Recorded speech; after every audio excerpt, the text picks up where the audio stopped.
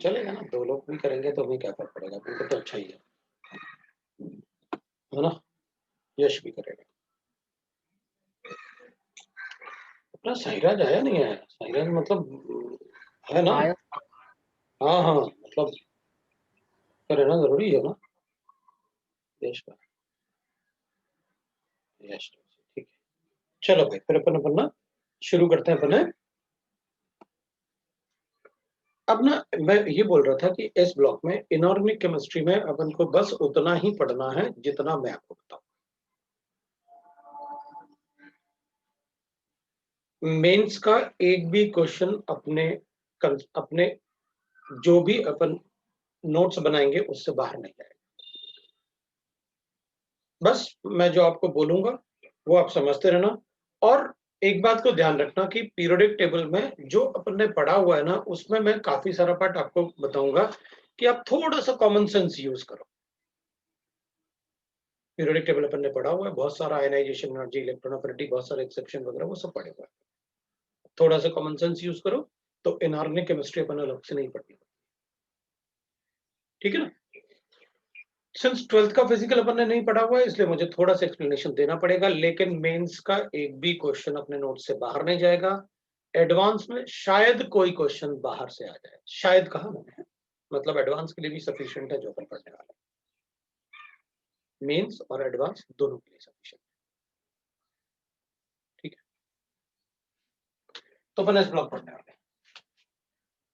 अब S block में अपन को पता है भाई, इसमें थोड़ा-सा मतलब एक्सप्लेनेशन थोड़ा ज़्यादा होगा। मैं आपके कॉमन सेंस को बढ़ाने के लिए कि भाई हाँ, ऐसे पीरियोडिक टेबल में अपन को सोचना होता है, ऐसे क्वेश्चन के बारे में सोचना होता है, रीज़न के बारे में सोचना होता है, तो उसके लिए थोड़ा एक्सप्लेनेशन होगा। आप अपने नोट्स बनाओ। मैं आपको शॉर्ट में समझाऊँगा कि करना क्या है, वो कैसे करना है आपको। कभी-कभी ऐसे भी होगा, पहले आपको समझा दूँगा, बाद में डिक्टेट करूँगा, तो आप लिखना। तब उस केस में मैं बताऊँगा कि पहले समझो, उसके बाद लिखना।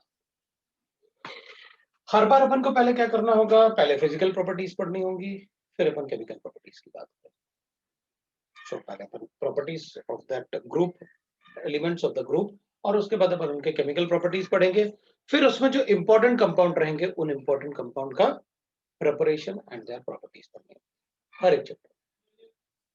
तो अपन क्या करेंगे, अल्कली मेटल्स में हम सबको पता है भाई, अल्कली मेटल्स जो है अपन ग्रुप 1 को पढ़ रहे हैं आज, है ना? अल्कली मेटल आप ग्रुप 1 को पढ़ा रहे हैं आज।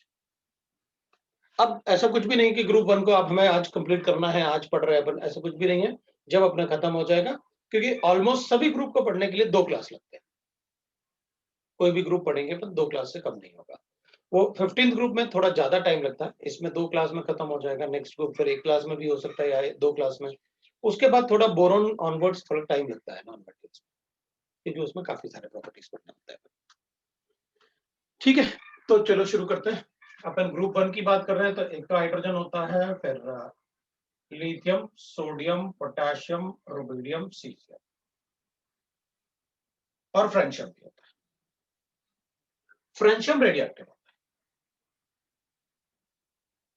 अब रेडियो एक्टिव होने की वजह से अपन इसका सॉल्यूशन बना नहीं सकते। रेडियो एक्टिव होने की वजह से इसका सॉल्यूशन बना नहीं सकते। इसके कंपाउंड भी बनाना मुश्किल होगा, क्योंकि जो बनाएगा उस पर रेडियो एक्टिव रेज का इफेक्ट आएगा, उसकी खुद की लाइफ कम हो जाएगी जो इस पे काम करेगा। और इसका मतलब हाफ लाइफ जो होता है, हाफ लाइफ को अपन टी हाफ जैसे लिखते हैं। हाफ लाइफ का मतलब होता है कि अगर मेरे पास 5 ग्राम था तो एक हाफ लाइफ के बाद वो 2.5 ग्राम बचेगा, बाकी डिकम्पोज हो जाएगा दूसरे एलिमेंट्स में। तो इसकी हाफ लाइफ भी बहुत कम होती है, 2.1 मिनट्स होती है, 21 मिनट्स होती है ना, 2.1 इट इज 21 मिनट्स होता है हाफ लाइफ। मतलब कितना भी अमाउंट हो, 21 मिनट के बाद वो आधा होता जाएगा, it will be like that,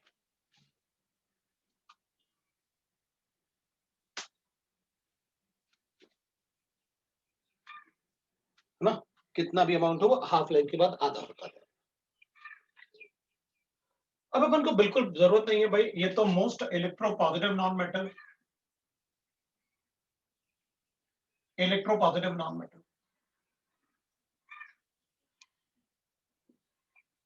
जो मैं बोलूंगा वो आपके पास इंफॉर्मेशन होना चाहिए, मतलब मैंने कुछ भी बोला मतलब वो आपको पता होना चाहिए।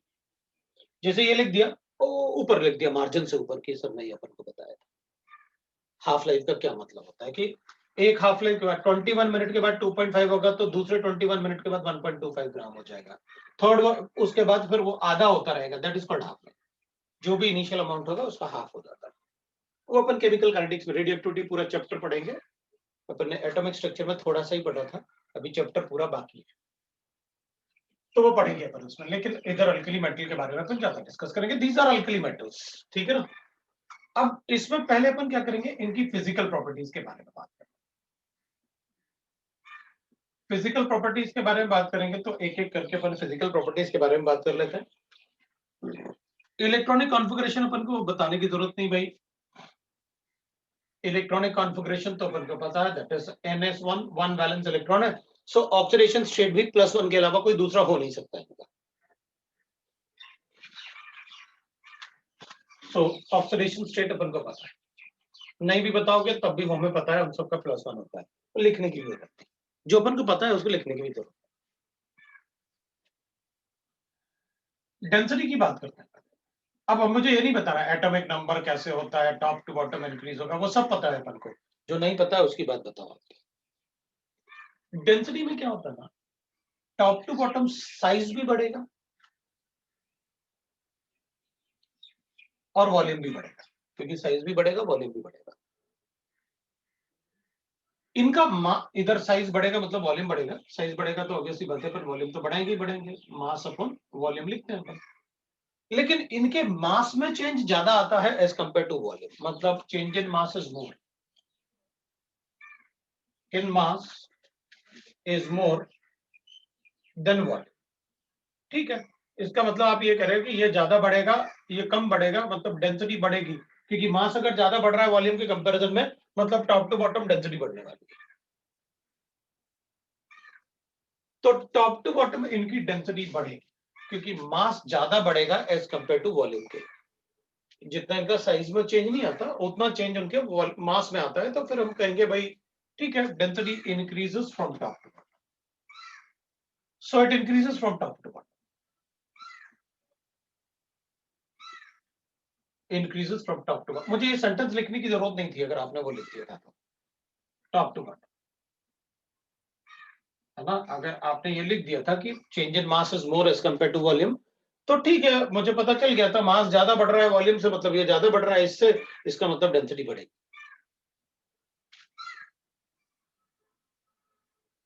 अब अपन को साइज की कोई बात नहीं करनी, टॉप टू बॉटम नहीं, आप तो सीधा सीधा ऐसे करते जाओ, 0.1 0.2 ऐसे टेबुलर फॉर्म में अपन को कुछ नहीं लिखना।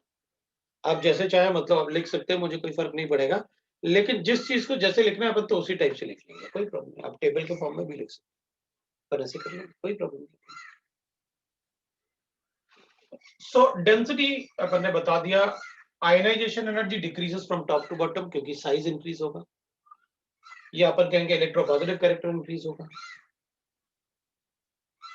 तो हमें साइज के बारे में कुछ नहीं बताना, मतलब अपन को साइज के बारे में लिखना ही नहीं, जब हमें पता है तो फिर जरूरत क्या है, मतलब size, ionisation energy, electron affinity, ये हमें बिल्कुल नहीं चाहिए।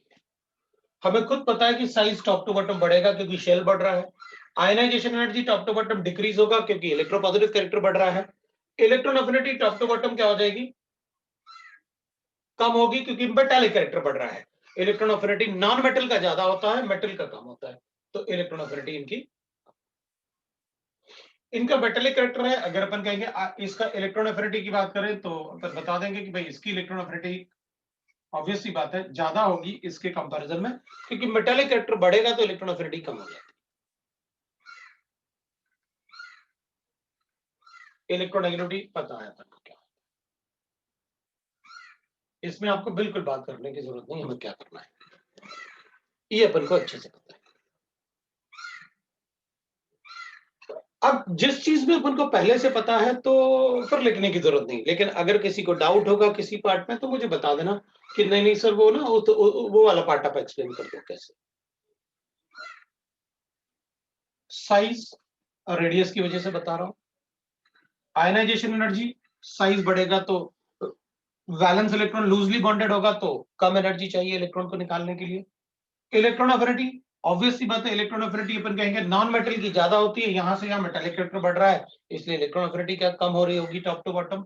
और electronegativity, we know that electronegativity non metal की ज्यादा होती है, मेटल की कम होती है, तो टॉप टू बॉटम तो मेटालिक इलेक्ट्रॉन बढ़ रहा है तो इलेक्ट्रोनेगेटिविटी कम होगी टॉप टू बॉटम। इसमें जो ट्रेंड अपन को आता है वही ट्रेंड है, तो लिखने की जरूरत क्या है, जो ट्रेंड होता है वही आता है, तो फिर लिखने की जरूरत नहीं है। तो ये नहीं लिख रहा पड़ेगा। अब अपन कहेंगे melting point and boiling point की बात करते हैं। अगर अपन मेल्टिंग पॉइंट और बॉइलिंग पॉइंट की बात करेंगे तो मेल्टिंग पॉइंट और boiling point top to bottom की बात करते हैं। Melting point and boiling point. अब अपन कहेंगे मेल्टिंग पॉइंट और बॉइलिंग पॉइंट कैसे बताएंगे भाई, तो अपन कहेंगे देखो वैसे तो इट डिक्रीजेस डाउन तक, डिक्रीजेस डाउन तक, melting point boiling point decreases down तक। अब अपन क्या करेंगे, अच्छा देखो मेल्टिंग पॉइंट जो है ना वो डिपेंड करता है कि कितना पैक्ड है। अगर अपन एक बॉक्स ले लेते हैं, ठीक है ना, अपन उस बॉक्स को अपना मेटल समझेंगे। अगर इस बॉक्स में छोटे छोटे एटम्स को फिल करते हैं और एक बार इस बॉक्स में बड़े बड़े एटम को फिल करते हैं,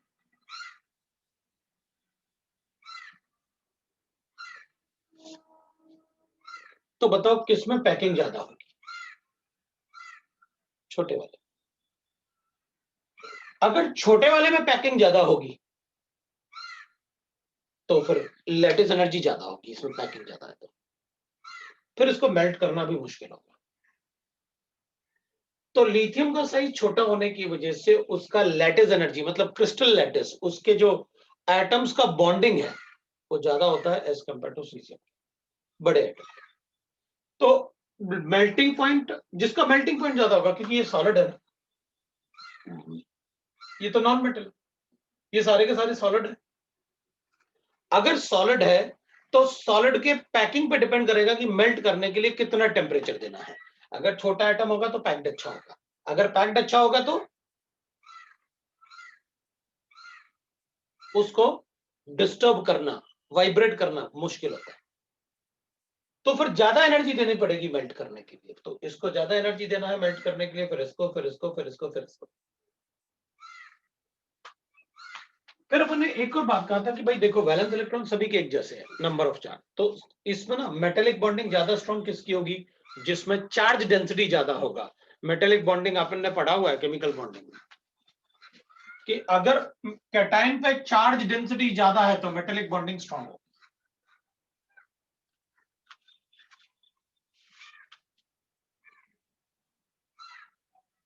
डिक्रीज इन मेटेलिक बॉन्डिंग, भाई चार्ज तो सभी पे +1 है लेकिन चार्ज डेंसिटी ज्यादा किस पे, लिथियम पे।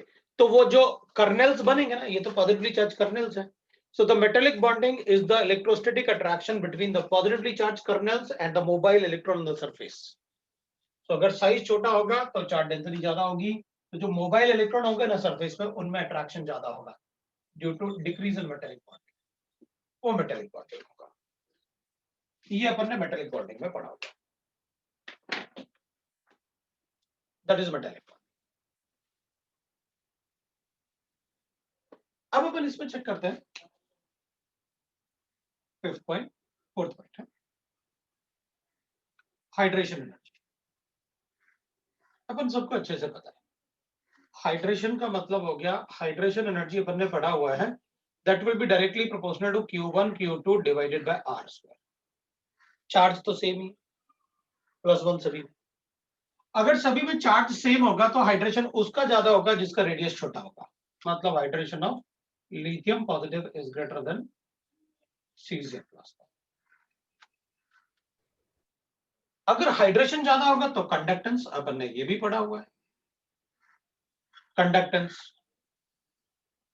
भाई अगर लिथियम का कंडक्टेंस, अगर लिथियम होगा और सीजियम होगा तो दोनों में से ज्यादा कंडक्टेंस किसका होगा? इसका। वो क्यों? क्योंकि अगर छोटा साइज होगा, दोनों पे चार्ज एक जैसा है, अगर दोनों पे चार्ज एक जैसा है, मेरे पास लिथियम आयन भी है और मेरे पास सीजियम आयन भी है, किस पे चार्ज डेंसिटी ज्यादा है? इस पे, तो इसका हाइड्रेशन ज्यादा होगा, इसमें वाटर मॉलिक्यूल ज्यादा बैठेंगे। अगर वाटर मॉलिक्यूल, क्योंकि ये वाटर मॉलिक्यूल को ज्यादा अट्रैक्ट करेगा, तो इसके अराउंड वाटर मॉलिक्यूल ज्यादा आएंगे, और इस पे वाटर मॉलिक्यूल कम होंगे, क्योंकि इस पे सरफेस पे चार्ज नहीं है ना। अगर सरफेस पे चार्ज नहीं होगा ना, तो वाटर मॉलिक्यूल को अट्रैक्ट कैसे करेगा? Lithium chloride is used in air conditioners, घर में जो एयर कंडीशनर होता है, तो lithium chloride is used in air conditioners as moisture absorbents. वो जो रूम में ठंडा कर देगा ना मॉइस्चर को निकाल के, जो ह्यूमिडिटी होती है जुलाई अगस्त में, तो वो क्या करता है, ये लिथियम क्लोराइड जो यूज होता है ना उसमें, so lithium chloride is used in air conditioner है, तो वो क्या करेगा, उसको मॉइस्चर को एब्जॉर्ब करता है, LiCl.2H2 बना देगा।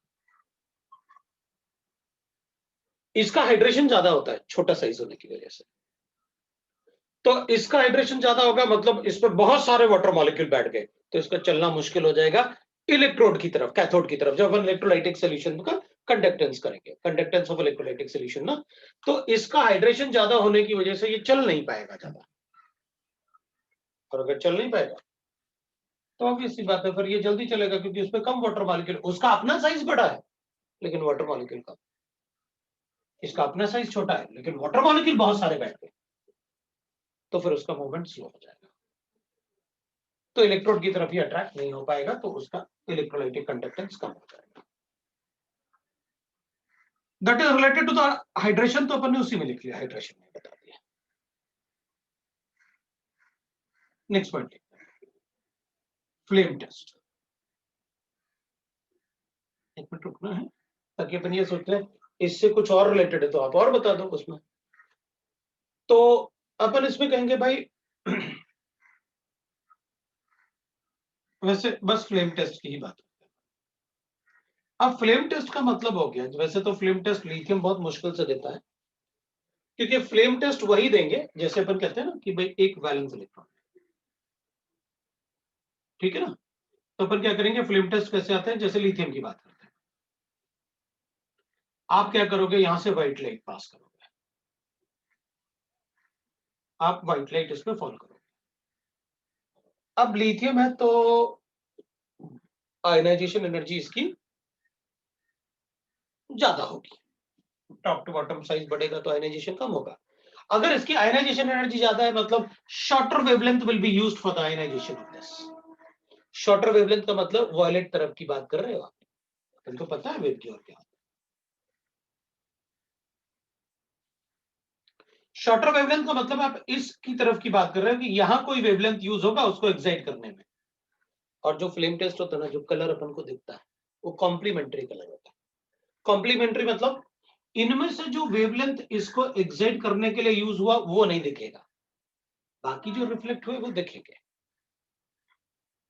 तो ये तो पक्का है कि इनमें से कोई भी वेवलेंथ लिथियम में तो नहीं दिखने वाला। क्यों? क्योंकि लिथियम का आयनाइजेशन एनर्जी ज्यादा है, तो वहां पर क्या होगा, शॉर्टर वेवलेंथ यूज होंगे और लॉन्गर वेवलेंथ इमिट होगा। इसकी आयनाइजेशन एनर्जी बहुत कम है, इसका मतलब है सीजियम के केस में आयनाइजेशन एनर्जी कम है, मतलब लॉन्गर वेवलेंथ, क्योंकि एनर्जी अब ये थोड़ी लिखने की जरूरत है कि सर ये भी लिख के बता दो वेवलेंथ और एनर्जी, ये तो अपन को पहले से पता है, एटॉमिक स्ट्रक्चर पूरा यही तो पढ़ा अपन ने।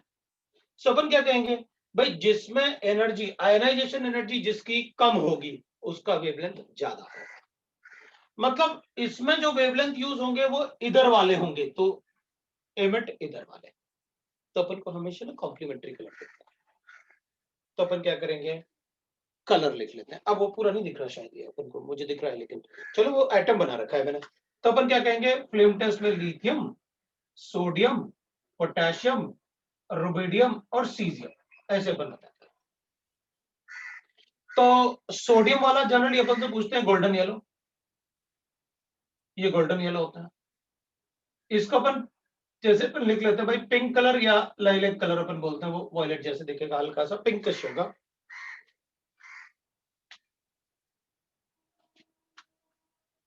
तो अपन कहेंगे भाई इसमें तो गोल्डन येलो होगा, इसका पिंक वॉयलेट लिख लेते हैं अपन, थोड़ा लाइट वॉयलेट होता है, पिंक वॉयलेट। ये रेड वॉयलेट हो जाएगा और ये ब्लू कलर हो जाता है। जनरली इसका फ्लेम टेस्ट तो नहीं आना चाहिए, क्योंकि इजीली लैब में तो नहीं देता ये फ्लेम टेस्ट। और एक बात और अपन ध्यान रखेंगे कि भाई जो प्रॉपर्टीज लिथियम की होगी ना, वही प्रॉपर्टीज ऑलमोस्ट मैग्नीशियम की भी होती है, because of diagonal relationship.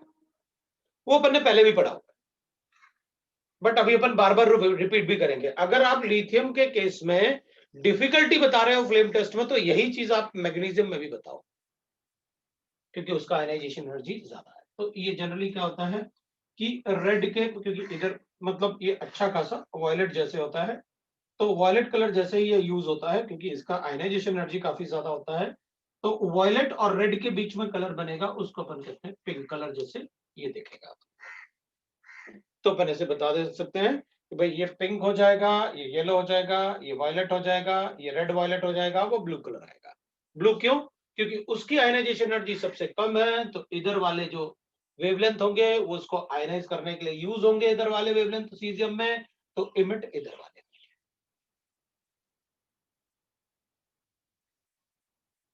Got my point ना? ये फ्लेम टेस्ट होता है। तो फ्लेम टेस्ट में जिसकी आयनाइजेशन एनर्जी कम है, राइट ना, फ्लेम टेस्ट में जिसकी आयनाइजेशन एनर्जी कम होगी उसका, अब ये पार्ट अपन को अच्छे से पता है, इसलिए मैं इसको हटा देता हूं ऐसे। तो फ्लेम टेस्ट में बस अपन को ये देखना है कि भाई जिसकी आयनाइजेशन एनर्जी कम है, तो अपन को कॉम्प्लीमेंट्री कलर दिखेगा। मतलब अगर तुम्हारा टी शर्ट ग्रीन दिख रहा है, तो इसका मतलब है लाइट से जो व्हाइट लाइट आ रही थी, वो बाकी सारे कलर एब्जॉर्ब हो गए और ग्रीन जो है वो एमिट हो रहा है। मतलब आपकी जो टी शर्ट है उसने ग्रीन कलर को एब्जॉर्ब नहीं किया, इसलिए वो ग्रीन दिख रहा है। तो उसको कहते हैं अपन कॉम्प्लीमेंट्री कलर। तो इधर जो व्हाइट लाइट इधर फॉल हो रहा है, तो जो इसका कलर आ रहा है पिंक कलर, इसका मतलब है इनमें से, क्योंकि पिंक कलर जो होता है वो रेड और वॉयलेट के कॉम्बिनेशन से बनता है, तो इसका मतलब है इसमें शॉर्टर वेवलेंथ, तो इधर ना इंडिगो या ब्लू टाइप का वेवलेंथ यूज हो गया होगा, तो रेड और वॉयलेट का मिक्सचर इमिट हुआ होगा। तो बता देंगे भाई ऐसे, जैसे ये ब्लू था, तो अब ब्लू आने का रीजन यही रहा होगा कि अगर ये ब्लू दिख रहा है, इसका मतलब है इसने इमिट किया होगा ब्लू कलर, तो ब्लू कलर का तो वेवलेंथ छोटा होता है। गॉट माय पॉइंट ना? तो अब ग्लोइंग का कंसेप्ट भी यही होता है, बट ग्लो करने के लिए वो आयनाइज नहीं होता पूरा, वैसे वो अलग होता है, ये अलग होता है। ठीक है, तो आप उसको राइट ना स्टेटमेंट में फॉर्म में लिखवा दो। अच्छा, तो लिख लो, क्या फर्क पड़ेगा, लिखो।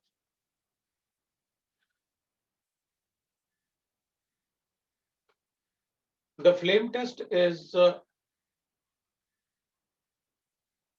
The complementary colour.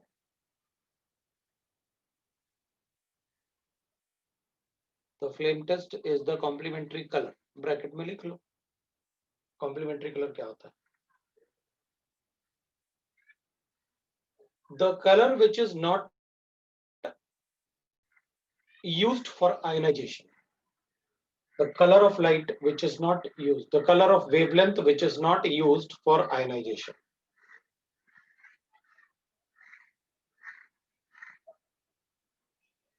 Color of wavelength which is not used for ionization, bracket close कर लेना।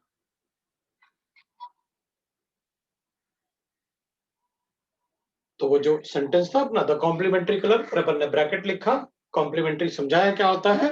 so the complementary color is the color emitted by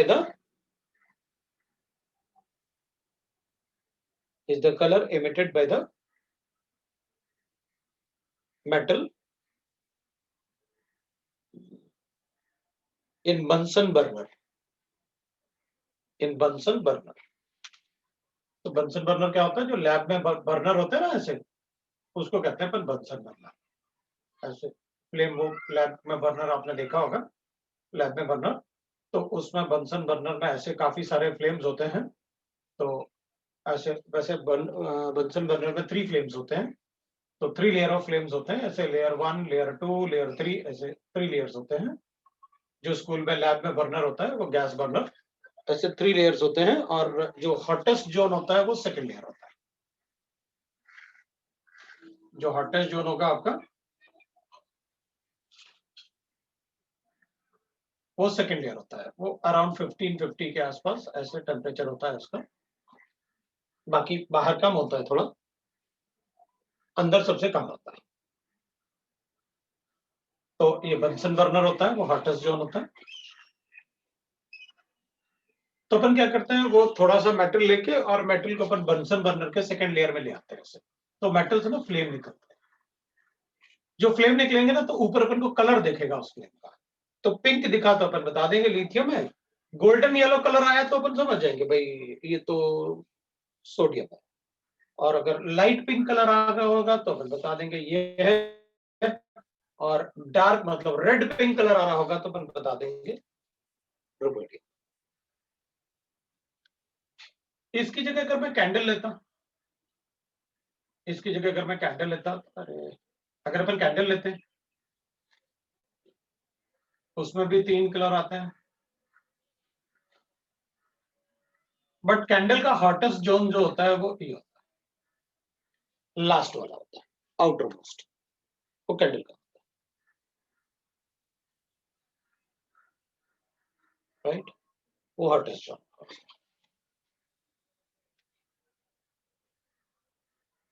तो अपन ने बिल्कुल वैसे ही थोड़ा सा मेटल लेके और प्लेटनम वायर पे लेके उसको अंदर लेके गए, तो इधर क्या होगा, उसका लास्ट इलेक्ट्रॉन को इजेक्ट करने के लिए जो वेवलेंथ यूज हो गया वो तो अपन को नहीं दिखेगा, तो इमिट क्या होगा, जो यूज नहीं हुआ वो इमिट हो जाएगा, जो यूज नहीं हुआ वो, राइट ना, ठीक है ना, जो यूज नहीं हुआ वो अपन को कॉम्प्लीमेंट्री कलर के फॉर्म में दिखेगा,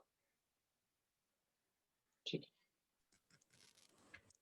तो ये अलग अलग होंगे दोनों में जोन, उसका जोन हॉटेस्ट लास्ट वाला होता है बिकॉज उसमें हाइड्रोकार्बन होते हैं, है ना, मेल्टेड फॉर्म में जो मतलब कैंडल में, और इसमें सीएनजी गैस होता है, लिक्विफाइड पेट्रोलियम गैस।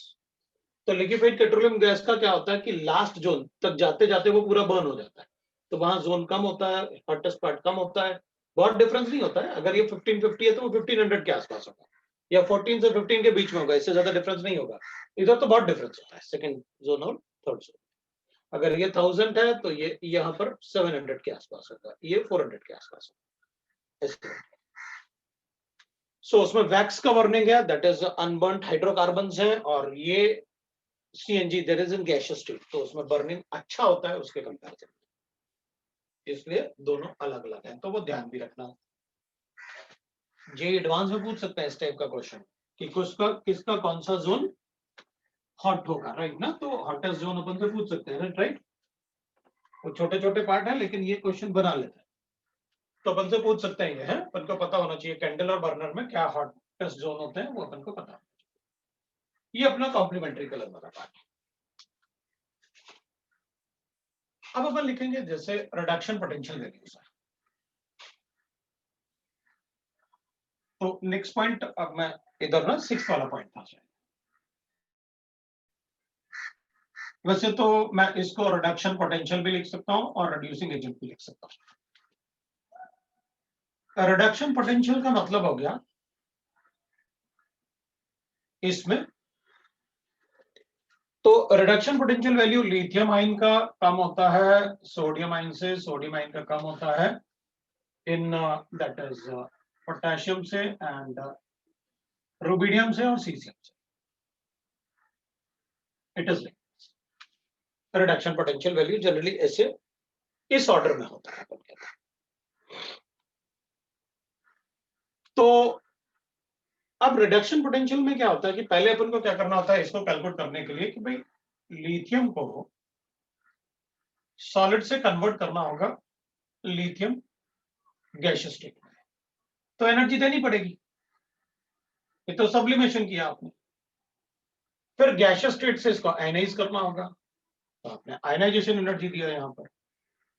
अब ये जो गैसियस स्टेट होगा इसको वाटर में अपन इसको ऐड करेंगे तो ये lithium ion in aqueous state बनेगा। अभी होगा क्या ना, नो डाउट इसका आयनाइजेशन एनर्जी ज्यादा होगा। पहले तो अपन कहेंगे भाई इसका सब्लिमेशन ज्यादा होगा इससे, इसका आयनाइजेशन एनर्जी ज्यादा होगी इससे, क्योंकि यहां पर अपन ऐसे लिख सकते हैं रिडक्शन पोटेंशियल कैलकुलेट करने के लिए, ये डेल्टा H1 है, ये डेल्टा H2 है और ये डेल्टा H3 है। ओवरऑल डेल्टा H अगर मैं कैलकुलेट करूंगा तो overall delta H, the delta H of the process ना, तो टोटल अगर अपन लिखेंगे तो that will be equal to delta H1 plus delta H2 plus delta H3। इन सबको ऐड करना होगा। डेल्टा H1 तो आपका सब्लिमेशन है, डेल्टा आयनाइजेशन है, डेल्टा H ऑफ हाइड्रेशन है। इसका साइज छोटा होने की वजह से इसका हाइड्रेशन बहुत बहुत ज्यादा होता है। हाइड्रेशन बहुत ज्यादा होने की वजह से इसका डेल्टा H3 जो है वो हाईली एक्सोथर्मिक होता है। ये तो एंडोथर्मिक सभी के लिए होगा, ये भी एंडोथर्मिक सभी के लिए होगा, और ये एक्सोथर्मिक होगा क्योंकि हाइड्रेशन अपन को पता है क्या होता है। हाइड्रेशन मतलब the attraction of water molecule, उसको अपन हाइड्रेशन कहते हैं, केमिकल बॉन्डिंग में बताया मैंने आपको डिटेल में, राइट। तो रिडक्शन पोटेंशियल में क्या होगा कि भाई इसका interaction with the water molecule, जब ये बनेगा तो वाटर मॉलिक्यूल से इसका इंटरेक्शन, तो अगर साइज छोटा होगा ना तो चार्ज डेंसिटी ज्यादा होगी, सभी पे +1 चार्ज, और अगर चार्ज डेंसिटी ज्यादा होगी तो ये हाईली एक्सोथर्मिक होगा, तो टोटल जो आएगा ना डेल्टा H वो नेगेटिव आता है लिथियम के केस। ठीक है, तो रिडक्शन पोटेंशियल का मतलब है टेंडेंसी ऑफ, ये रिडक्शन पोटेंशियल आरपी लिख देता हूं मैं। रिडक्शन पोटेंशियल होता है tendency of ion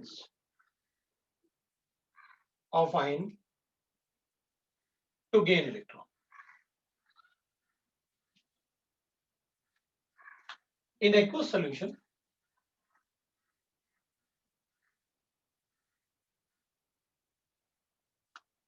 lithium has least tendency to gain ion. Least tendency to gain. Lithium ion has least tendency to gain electrons. क्योंकि वो तो सबसे ज्यादा एक्सोथर्मिक है, मतलब उसकी सबसे ज्यादा इलेक्ट्रॉन देने की टेंडेंसी है। क्यों? क्योंकि डेल्टा H सबसे ज्यादा ना, हाईली एक्सोथर्मिक, सबसे ज्यादा एक्सोथर्मिक यही होने वाला है, बिकॉज ये हाइड्रेशन एनर्जी उसकी बहुत बहुत ज्यादा हो। अभी इलेक्ट्रोलाइटिक कंडक्टेंस में बताया था। अब अपन कहेंगे देखो भाई एक बात है, मैं मतलब अब एक और एक्सप्लेनेशन दे रहा हूं, उसको देख के फिर अपन इनको कंपेयर करेंगे। Reducing character,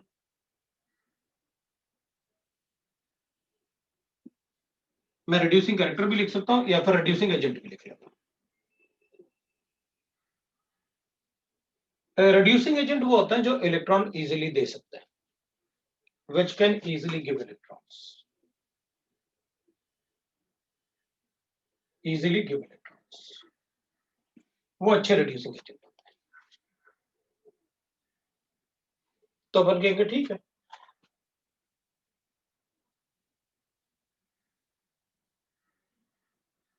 therefore reducing character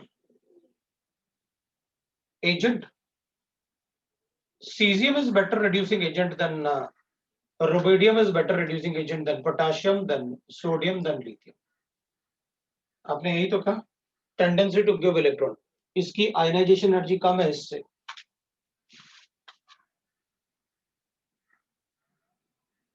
ionization energy,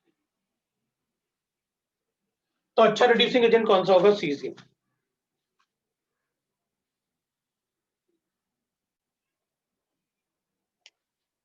लेकिन अगर मुझसे कहेंगे भाई रिड्यूसिंग एजेंट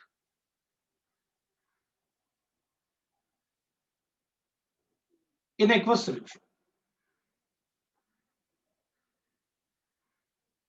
ये तो आपने इलेक्ट्रॉन देना था ना, बस ये गैसियस स्टेट में रहेगा, गैसियस स्टेट से वो एक इलेक्ट्रॉन निकालना, इसमें इजी है इससे, इसमें इजी है इससे, इसमें इजी है इससे, इसमें इजी है इससे, तो फिर इससे इजीएस्ट था इलेक्ट्रॉन निकालना। इसलिए मैंने इसको अच्छा रिड्यूसिंग एजेंट देखा। लेकिन अगर एक्वस सोल्यूशन की बात करोगे तो लिथियम अच्छा।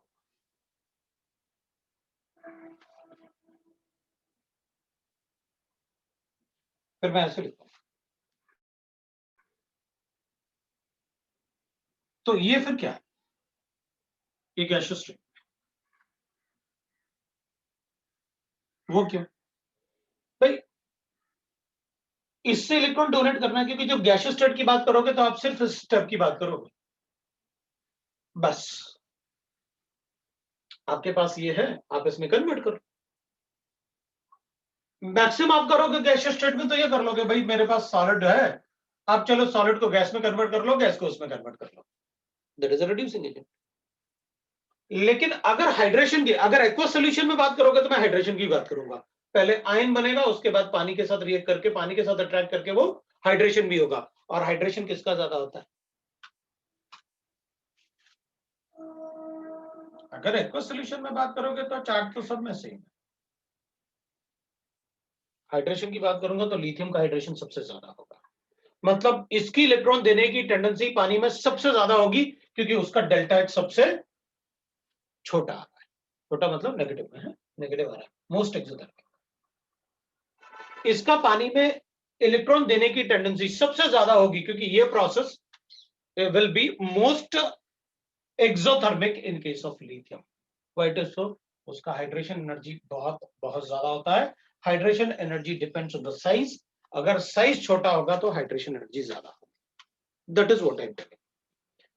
रिडक्शन पोटेंशियल मतलब टेंडेंसी टू गेन इलेक्ट्रॉन,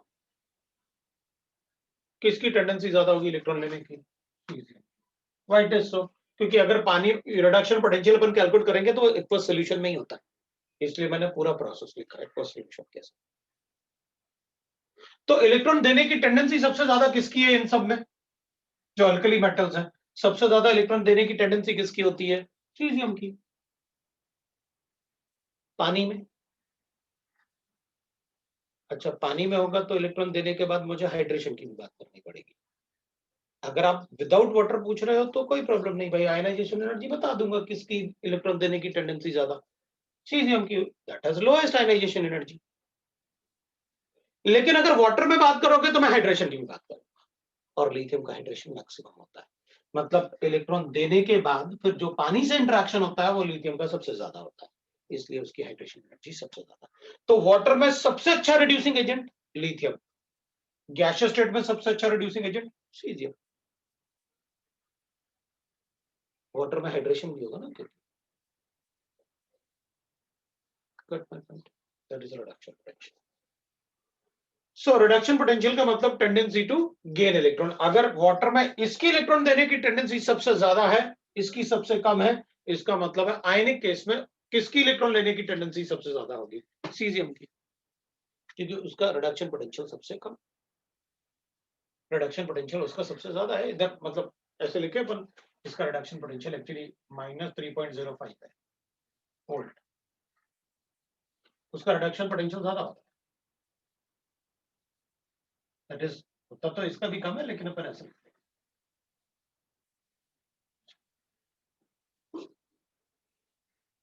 बहुत ज्यादा डिफरेंस नहीं होता, लेकिन डिफरेंस तो है। सो दैट इज सबसे अच्छा रिड्यूसिंग एजेंट कौन होगा? अगर आपने एक्वस नहीं लिखा तो फिर मैं सीजियम बताऊंगा, क्योंकि आपने आयनाइजेशन एनर्जी के बेसिस पे पूछा। लेकिन अगर आपने पूछा कि सबसे अच्छा रिड्यूसिंग एजेंट इन वाटर, हाँ तो फिर हाइड्रेशन की भी बात होगी, तो फिर लिथियम की बात, that is reducing agent.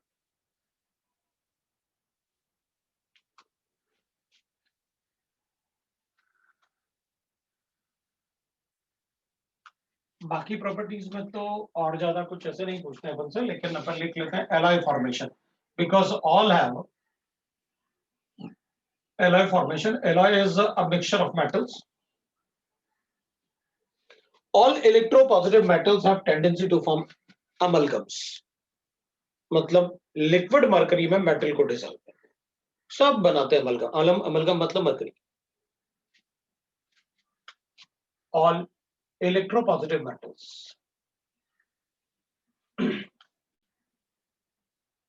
have tendency to form amalgams.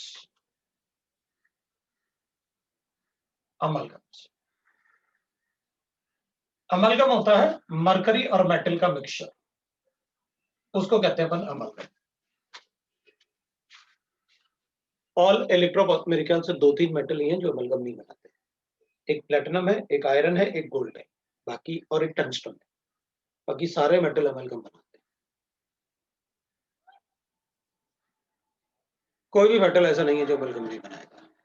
Platinum, gold, mercury और टंगस्टन, वो अपन मेटलर्जी में पढ़ेंगे, क्योंकि मैं तो जो बताऊंगा वो आपको सारा ही, मतलब जो भी मुझे चाहिए मैं तो सारा पार्ट सोच के बता रहा हूँ ना। ये वाला पार्ट इलेक्ट्रोकेमिस्ट्री का 1/3 पार्ट है, सिल्वर भी अमलगम बनाता है, राइट ना। ये जो अपन ने पढ़ा ना, ये वाला रिडक्शन पोटेंशियल वाला पार्ट, मैंने तो सिर्फ थोड़ा सा इनपुट डाल के इसलिए छोड़ दिया ना, क्योंकि ये वाला पार्ट ना इलेक्ट्रोकेमिस्ट्री चैप्टर का 1/3 पार्ट है, इससे तो अपनी पूरी केमिस्ट्री चेंज हो जाएगी। अभी भी तो दिख रहा है यार, ये तो सब कुछ चेंज हो रहा है, मतलब पानी में कुछ और होता है और बगैर पानी के कुछ और होता है। अभी नहीं सोचना, अभी उतना ही सोचना जितना आपको बताएगा, अपनी तरफ से कुछ नहीं सोचना। वहां मैं बताऊंगा, क्योंकि वो वाला पार्ट भाई मुझे तो 12th क्लास को पढ़ाना है, आपको भी पढ़ा सकता हूँ, लेकिन नहीं, मैं तो उतना ही बात करूंगा ना जितना आपको समझ में आए। अभी अपन उतनी ही बात करेंगे जितना अपन को जरूरी है, ज्यादा बात नहीं करेंगे। तो एलॉय फॉर्मेशन, सारे ही मेटल एलॉय बनाते हैं।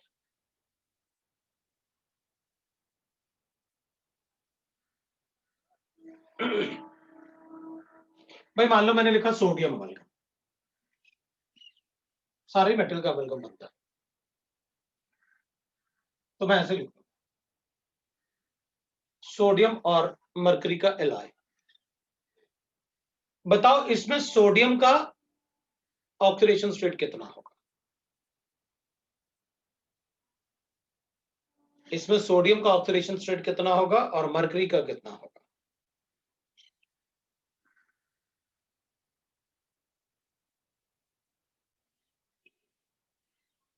कितना होगा? सोडियम ज्यादा इलेक्ट्रोपॉजिटिव है और मरकरी कम इलेक्ट्रोपॉजिटिव है, तो ये इलेक्ट्रॉन दे रहा होगा उसको।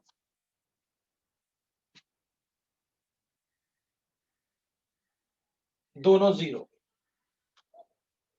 वो क्यों? अरे भाई ये तो फिजिकल मिक्सिंग है ना दो मेटल का, कोई मेटेलिक बॉन्डिंग थोड़ी बनाई आपने, मेटेलिक बॉन्डिंग थोड़ी बनता है। तो लिक्विड मेटल मरकरी में मतलब ये डिसॉल्व है, बनने किया सोडियम को, इसलिए दोनों के ऑक्सीडेशन स्टेट जीरो होंगे। एलॉयज में मेटल के ऑक्सीडेशन स्टेट जीरो होते हैं, बॉन्डिंग थोड़ी होती है। So all have tendency to form the amalgams, सारे के सारे इलेक्ट्रोपॉजिटिव मेटल है, तो वो एलॉय फॉर्मेशन है। सभी इलेक्ट्रोपॉजिटिव मेटल, ये तो हाईली इलेक्ट्रोपॉजिटिव है, ये तो जरूर बनाएंगे, ठीक है ना, दैट इज एलॉय फॉर्मेशन। अब आयनिक रेडिया, एटॉमिक रेडिया अपन को कुछ नहीं चाहिए, हो गया सारा। अब अपन बात करते हैं केमिकल प्रॉपर्टीज की। अब अपन बात करेंगे केमिकल प्रॉपर्टीज, उसमें ऑक्सीडेशन स्टेट अपन से क्वेश्चन में पूछ सकते हैं, मैंने आपसे पूछ लिया अमलगम, बाकी जो है वो इलेक्ट्रोकेमिस्ट्री में बताऊंगा। केमिकल प्रॉपर्टीज,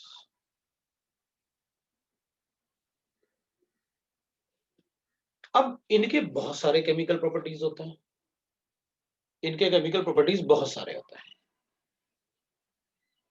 ठीक है ना।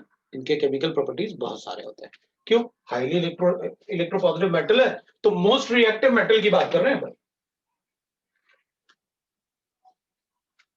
लिखो, they have high reactivity due to, they have high reactivity due to point 1 low ionization energy, they have high reactivity due to point 1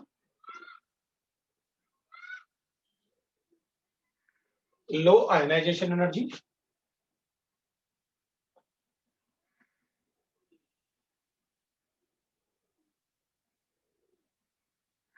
लिखो low ionization energy, they have high reactivity due to low ionization energy, low heat of atomization, atomization अभी भी बताया था ना मैंने, lithium solid को convert करना lithium gas में, दैट इज कॉल्ड एटमाइजेशन। और एटम्स में कन्वर्ट करना, gaseous atoms. Low ionization energy, low heat of atomization and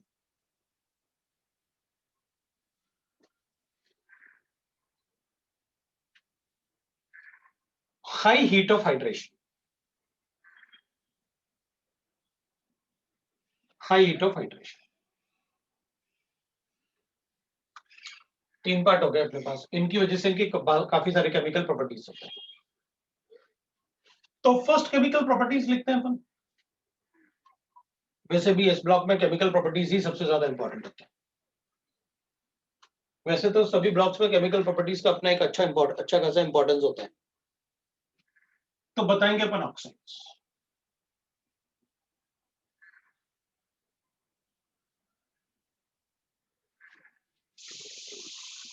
lithium को रिएक्ट करूंगा ऑक्सीजन के साथ,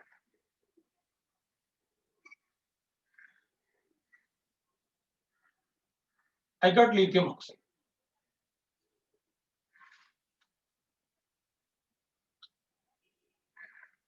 मतलब इसको हीट करो किसी भी टेम्परेचर पे, मुझे मतलब फर्क नहीं पड़ेगा।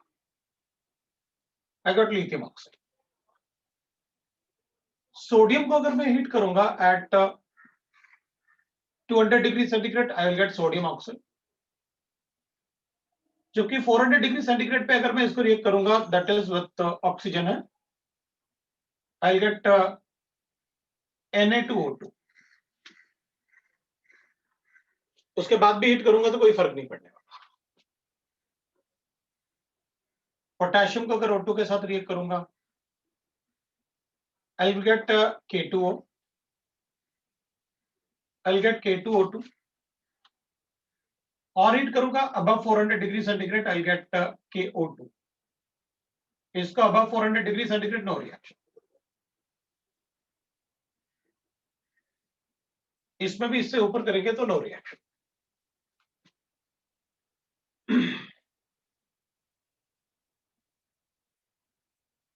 इसमें पोटेशियम, रुबिडियम, सीसियम, ये ऑक्साइड्स है, ये परऑक्साइड्स और ये सुपर ऑक्साइड्स है। सुपर ऑक्साइड सोडियम का ट्रेसेस में ही बनता है, इसलिए मैंने नो रिएक्शन लिखा, बट ट्रेसेस में बनता है।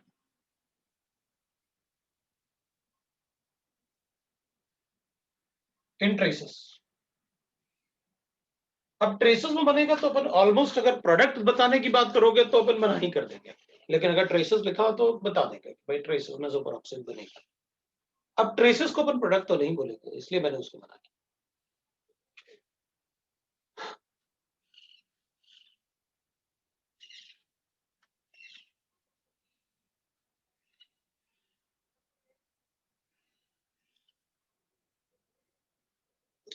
तो फिर अब ट्रेसेस में कहीं ये ना फंस जाए अपन कि भाई NaO2 एग्जिस्ट करता है या नहीं करता है, बता दो भाई। तो फिर अपन को बताना पड़ेगा कि करता है, मना नहीं कर सकते। लेकिन अगर पेरोक्साइड को O2 के साथ हीट करके NaO2 बनेगा तो अपन कहेंगे नहीं भाई वो स्टेबल नहीं होगा, वो नहीं बनाएंगे, क्योंकि ट्रेसेस में बनने को प्रोडक्ट थोड़ी कहेंगे भाई। मैक्सिमम अब जैसे 99% तो यही रहा, 99.99%, और वो ट्रेसेस में बन गया होगा, तो अपन कहेंगे नहीं, फिर तो प्रोडक्ट नहीं बताने वाला, प्रोडक्ट यही बताओ। लेकिन NaO2 बनता है क्या? हाँ तो बनता है, अपन कहेंगे ट्रेसेस में बनेगा, बनता है मतलब बनता है, प्रोडक्ट नहीं बता सकता कि हाँ इसको रिएक्ट करोगे तो NaO2 बन जाएगा। पोटेशियम, रुबिडियम और caesium form oxide, peroxide and super oxides.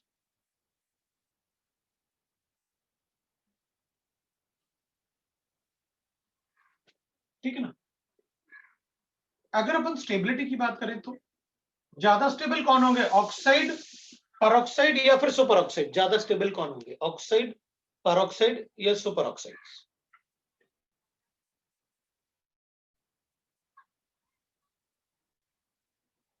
मैंने पहले आपको बताया है, पहले आपको बताया मैंने जब ट्रस्टेबल सीरीज पढ़ाया था, उस टाइम मैंने आपको बताया कि सुपर ऑक्साइड, ऑक्साइड और पेरोक्साइड क्या डिफरेंस होता है। तो अपन कहेंगे उसमें पूछने की जरूरत क्या है, जो ज्यादा टेम्परेचर पे एग्जिस्ट करता है ना वही सबसे ज्यादा स्टेबल है। Super oxides. भाई एक बात बता, एक चीज है जो सिर्फ 200 डिग्री पे एग्जिस्ट करता है और एक चीज है जो 500 डिग्री पे भी एग्जिस्ट कर सकता है लेकिन ये नहीं कर सकता। तो बताओ दोनों में से ज्यादा स्टेबल कौन होगा, जो 500 पे एग्जिस्ट कर रहा है या जो 200 पे एग्जिस्ट कर सकता है? पक्का ना? Super oxides are more stable, more stable. नहीं स्टेबिलिटी लिखा तो था, फिर ऐसे क्यों लिख रहे हो? ऐसे लिख दो ना, है ना, अपन को पता चल जाएगा। भाई बाकी तो अपने आपने लिखी थी ना, स्टेबिलिटी बता रहे हो, ठीक है।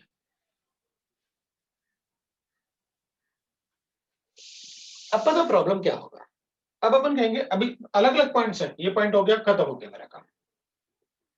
हाँ अपन एक और बात कहेंगे, तो भाई एक बात बताओ कि लिथियम था, सोडियम था और पोटेशियम था।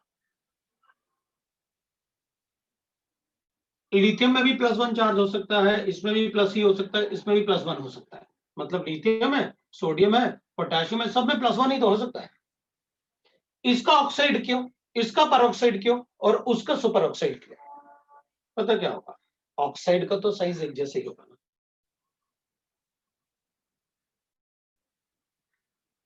ये छोटा साइज है, इसका चार्ज इसने न्यूट्रलाइज किया, इसका चार्ज पूरा न्यूट्रलाइज नहीं हो पाया, तो ये एक से ज्यादा ऑक्सीजन से रिएक्ट कर लेगा, तो इसका ऑक्साइड ज्यादा स्टेबल होगा।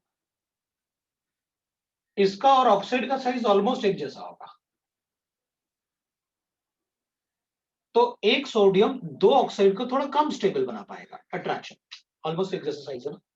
पोटेशियम का और बड़ा साइज है, तो एक तरफ अगर ऑक्साइड होगा तो वो कम ही न्यूट्रलाइज होगा ना इस तरफ, तो वो और ऑक्सीजन को अट्रैक्ट कर सकता है अपनी तरफ, दूसरी तरफ से। अब इधर अगर अपन दो लिखेंगे तो अपन कहेंगे भाई ये ना, लिथियम जो है ना, लिथियम का साइज छोटा है इसमें, तो ऑक्सीजन बड़ा है, तो क्या करेगा, ऑक्सीजन कहेगा भाई मैं एक से ज्यादा लिथियम से अटैच नहीं हो सकता, मैं लिथियम को ज्यादा अटैच करवा सकता हूं क्योंकि मेरा साइज बड़ा है, मैं लिथियम को अपनी तरफ अट्रैक्ट कर सकता हूं। जब जैसे जैसे कैटायन का साइज बढ़ रहा है ना कैटायन का साइज बढ़ेगा तो वो कहेगा मैं ज्यादा ऑक्सीजन को अपनी तरफ अट्रैक्ट कर सकता हूं।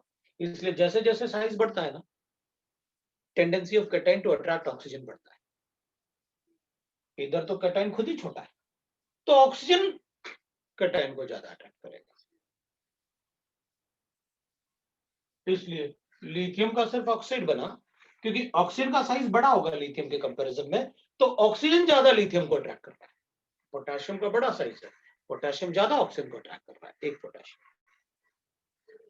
सो दैट वाज द रीजन, जैसे जैसे कैटायन का साइज बढ़ रहा है वो ज्यादा ऑक्सीजन को अपनी तरफ अट्रैक्ट कर सकता है, इसलिए वो सुपर ऑक्साइड्स बना रहे हैं बड़े साइज। ठीक है, अब इसमें एक और बात हो सकता है,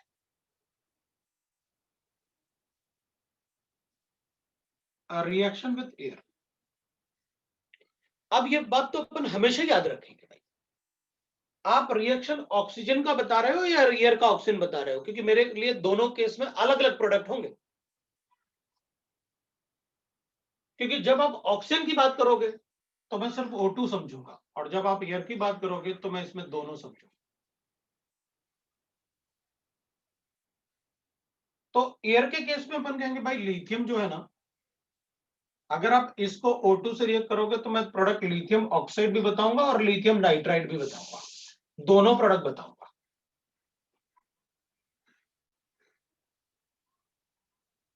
दोनों प्रोडक्ट बताऊंगा क्योंकि लिथियम का साइज छोटा है, वो नाइट्राइड बनाएगा।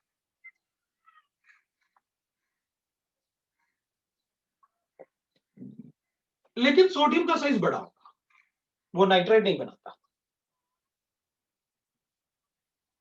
तो अगर अपन इसे एयर के साथ हीट करेंगे ना, एयर के साथ हीट करेंगे ना, तो ये सिर्फ सोडियम ऑक्साइड बनाएगा एंड सोडियम पर ऑक्साइड बनाएगा, but not nitrite. Sodium doesn't form nitrite because of its large size. Nitrites generally covalent compound होंगे, क्योंकि अगर चार्ज ज्यादा होगा ना किसी एनाइन पे तो उसका पोलराइजेशन ज्यादा होता है. चार्ज ज्यादा होगा तो साइज भी बड़ा होगा, साइज बड़ा होगा तो according to the Fazan rule उसका पोलराइजेशन भी ज्यादा होगा. अगर पोलराइजेशन ज्यादा होगा ना तो कोवलेंट कंपाउंड होगा. ये कोवलेंट कंपाउंड ही बना सकते हैं नाइट्राइट्स. नाइट्राइट्स आयनिक नहीं होंगे, कोवलेंट ही होंगे. और सोडियम जनरली कोवलेंट कंपाउंड नहीं बनाता, आयनिक ही बनाता है. तो सिर्फ लिथियम नाइट्रेट बनाएगा, वो भी इसलिए क्योंकि मैग्नीशियम नाइट्रेट बनाता है. भाई अल्कलाइन अर्थ मेटल के तो सारे नाइट्रेट बनाते हैं, तो लिथियम इसलिए बनाना है क्योंकि मैग्नीशियम बनाएगा. सो अगर एयर के साथ लिखेंगे और अगर आप लिथियम का रिएक्शन कर रहे हो तो मैं दोनों बताऊंगा, लेकिन सोडियम का रिएक्शन कर रहे हो सॉलिड सोडियम तो फिर अपन यही प्रोडक्ट बनाएंगे, this then this and traces of NaO2 traces. मना नहीं किया अपन, लेकिन नहीं बनेगा अपन, लेकिन प्रोडक्ट बताओगे तो अपन कहेंगे भाई इसको इससे रिएक्ट करेंगे तो हाँ ये no reaction, no compound is form, but अपन से कहेंगे NaO2 बनेगा क्या? हाँ बनेगा ना, ट्रेसेस में एग्जिस्ट करता है, हाँ करता है, क्यों नहीं करेगा. हाँ, they will react with air only on heating, मतलब lithium will react only on heating. Sodium तो एयर से रिएक्ट कर जाएगा इजीली, धीरे धीरे, बट स्लो रिएक्शन. वो थोड़ा सा फास्ट रिएक्शन तब होगा जब उसमें मॉइस्चर आएगा.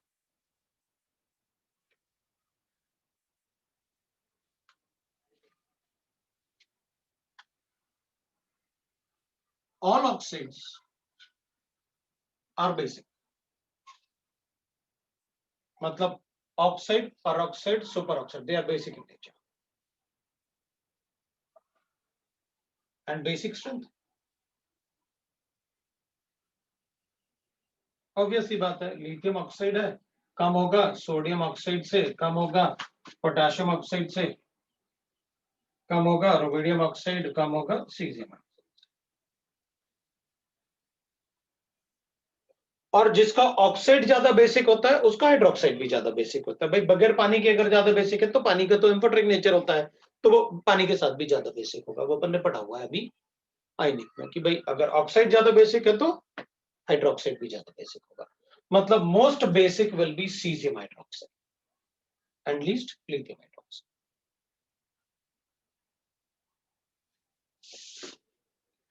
सो basic character of hydroxide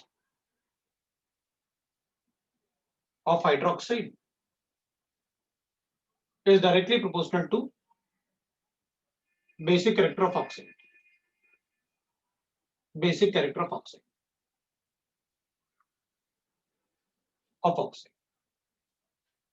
So basic character of hydroxide directly proportional to basic character of hydroxides. Always.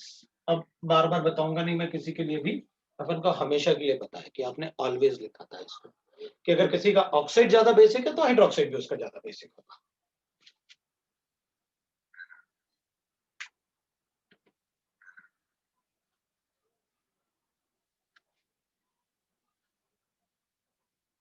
Alkali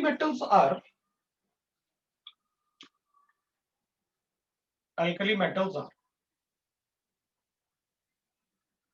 are soluble in cold water. अब जो कोल्ड वाटर में soluble है वो हॉट वाटर में तो होगा ही होगा. In cold water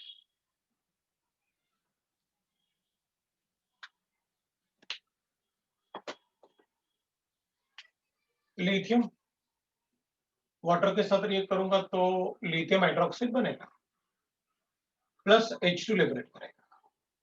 sodium water के साथ रिएक्ट करूंगा तो NaOH बनेगा और H2 लिबरेट करेगा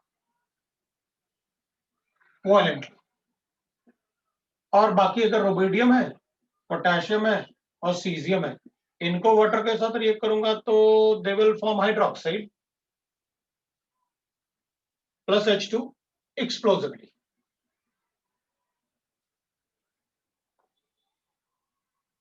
वो एक्सप्लोसिवली रिएक्ट करता है बिकॉज उनकी टेंडेंसी टू गिव इलेक्ट्रॉन ना, their ionization energy is very less, so their reactivity is very high, so वो तो एक्सप्लोसिवली रिएक्ट करता है.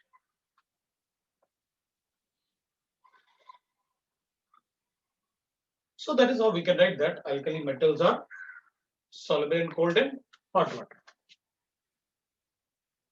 अब कोल्ड वाटर में soluble है तो हॉट वाटर में तो होगा ही होगा, उसमें अपन को कोई सोचने की जरूरत नहीं.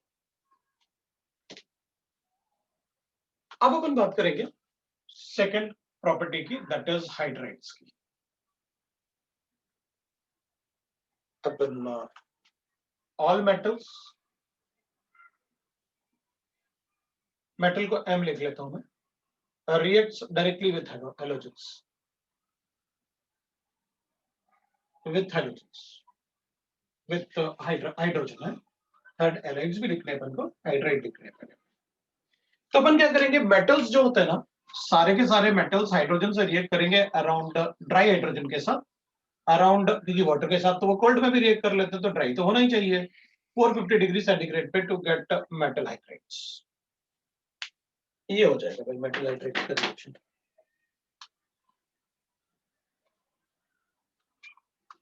अब इसमें ना अपन कहेंगे भाई, जैसे अपन बात करेंगे थर्मल स्टेबिलिटी, इनके stability of hydrides, thermal stability, तो अपन कहेंगे भाई लिथियम हाइड्राइड जो होता है ना, वो ज्यादा स्टेबल होगा बाकी सबसे. और अगर बेसिक कैरेक्टर की बात करोगे तो फिर बेसिक कैरेक्टर में लिथियम हाइड्राइड जो होगा वो लेस बेसिक होगा, सीजियम हाइड्राइड ज्यादा बेसिक होगा. रीजन, बेसिक कैरेक्टर कहोगे तो H नेगेटिव देने की टेंडेंसी होगी, और जब आप स्टेबिलिटी की बात करोगे तो मैं लेटेस्ट एनर्जी को चेक करूंगा, लेटेस्ट एनर्जी तो उसकी ज्यादा होती है जिनके साइज छोटे होते हैं, तो ये तो लेटेस्ट एनर्जी पे डिपेंड करेगा. और basic character, the tendency to give H negative ion, तो ये इलेक्ट्रॉन इजीली इसको दे सकता है, वो बेसिक कैरेक्टर है. H negative is a base. और थर्मल स्टेबिलिटी मतलब अगर हम बॉन्ड छोटा होगा तो LiH बॉन्ड ज्यादा छोटा होगा CH से, CHH बॉन्ड से, तो इसकी स्टेबिलिटी ज्यादा होगा lattice energy, so due to lattice energy.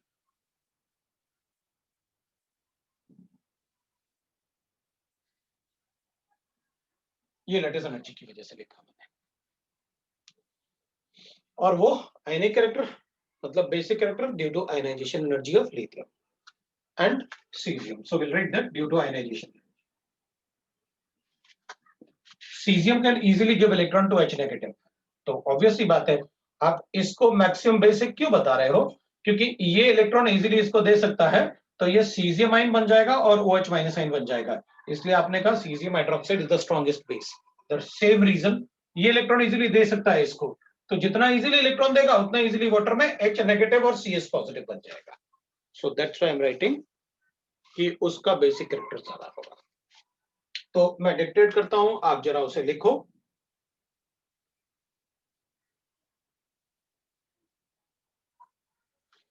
The basic character and ionic character increases down the group. The basic character and ionic character increases down the group. Whereas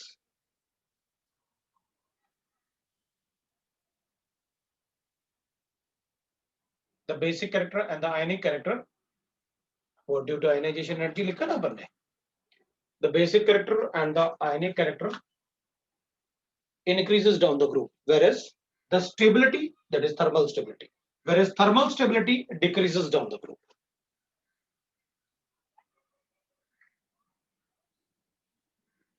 Thermal stability decreases down the group.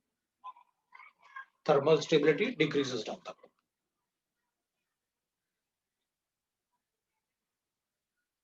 और अपन ने लिखा ही हुआ है भाई, वो latest energy की वजह से बता रहे हैं आपकी, वही लेटेस्ट एनर्जी वहां पर वैसे है. अब इसमें ना देखो, अपन सबको थोड़ा सा आइडिया है, हम सबको थोड़ा थोड़ा आइडिया है कि अगर अपन किसी का इलेक्ट्रोलाइसिस करते हैं तो एक एनोड होता है, कैथोड होता है. एनोड और कैथोड होता है, एनोड होता है, कैथोड होता है. अगर अपन हाइड्राइड का इलेक्ट्रोलाइसिस करेंगे ना तो कैथोड वो होता है जिस जो नेगेटिवली चार्ज होता है, और एनोड वो होता है जो पॉजिटिवली चार्ज होता है। तो अगर मेरे पास H नेगेटिव है और Na पॉजिटिव है, तो अपन क्या कहेंगे भाई, यहां पर जो कैथोड पे रिएक्शन होगा वो कैटायन का होता है, और एनोड पे रिएक्शन किसका होता है, एनायन का होता है। तो कैथोड रिएक्शन जो होगा ना, वो अपन क्या बताएंगे, cathode reaction Na positive electron लेके कन्वर्ट होगा Na में, लेकिन एनोड पे रिएक्शन क्या होगा, एनोड पे एनाइन का रिएक्शन लॉस ऑफ इलेक्ट्रॉन होता है, तो अपन कहेंगे H negative will lose electron and convert into H2। मतलब hydrogen will be liberated at the anode and metal at the cathode, वो अपन को पता है। ये इलेक्ट्रोलाइसिस अपन ने स्कूल में थोड़ा सा पढ़ा हुआ है, छोटे क्लासेस में सबने पढ़ा हुआ है, मुझे बताने की जरूरत नहीं, सबने पढ़ा हुआ है, राइट ना, इलेक्ट्रोलाइसिस सबने पढ़ा हुआ है।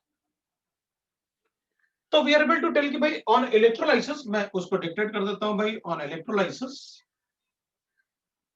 ऑफ हाइड्रेट्स, ये थोड़ा काफी मतलब क्वेश्चन काफी पूछा जाता है हाइड्रेट के इलेक्ट्रोलाइसिस का। So on electrolysis of hydrates the hydrogen is liberated at, और ये सेंटेंस कुछ ज्यादा इंपॉर्टेंट होता है, the hydrogen is liberated at the anode, the hydrogen is liberated at the anode. तो पर ये नहीं कह सकते कि हाइड्रोजन पे हमेशा ही पॉजिटिव चार्ज होता है, नेगेटिव भी हो सकता है, वो एनाइन भी होता है। और वो ट्रस्टेबल सीरीज में लिखा था ना अपन ने, पहले अपन ने लिखा फ्लोरीन, फिर उसके बाद नॉर्मल एलिमेंट्स, और उसके बाद अपन ने लिखा था हाइड्रोजन। तो अगर नॉर्मल एलिमेंट्स प्रेजेंट है तो हाइड्रोजन का उनका प्लस होता है और हाइड्रोजन का नेगेटिव चार्ज होता है, ये अपन ने पढ़ा। ये सेंटेंस थोड़ा ध्यान रखना, both lithium and sodium have tendency to form have tendency to form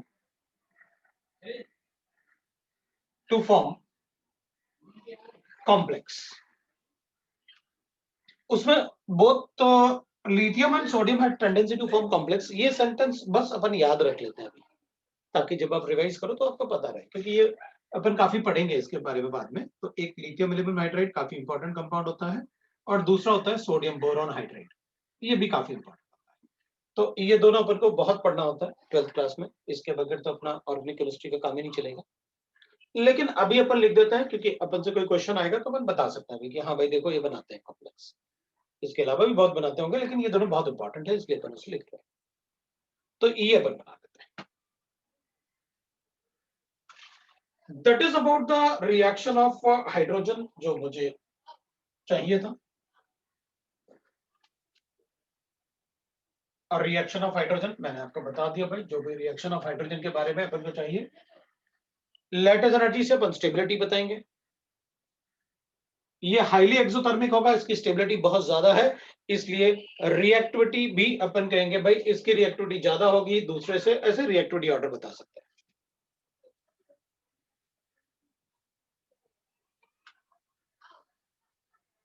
ठीक है ना। सो थर्मल स्टेबिलिटी इसकी ज्यादा है, सो इसको थर्मल स्टेबिलिटी एंड रिएक्टिविटी भी लिख सकते हैं भाई। इसको रिएक्टिविटी इसलिए लिख दिया मैंने क्योंकि अपन ने वो लिखा नहीं शायद किस मेटल की reactivity tendency to react with hydrogen ज्यादा है, तो अपन को पता चल जाएगा, अच्छा लिथियम हाइड्राइड मतलब लिथियम की रिएक्टिविटी ज्यादा होगी, वैसे अपन अलग ही लिख लेते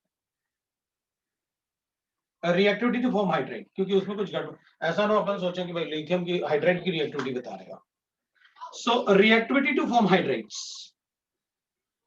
रिएक्टिविटी टू फॉर्म हाइड्राइड्स, अगर अपन रिएक्टिविटी लिखे हाइड्राइड्स के फॉर्मेशन की, तो आप उसमें लिख दो, मैं डिक्टेट कर देता हूं, reactivity to form hydrides lithium की ज्यादा होगी और फिर सीजियम तक, ऐसे लिख दो।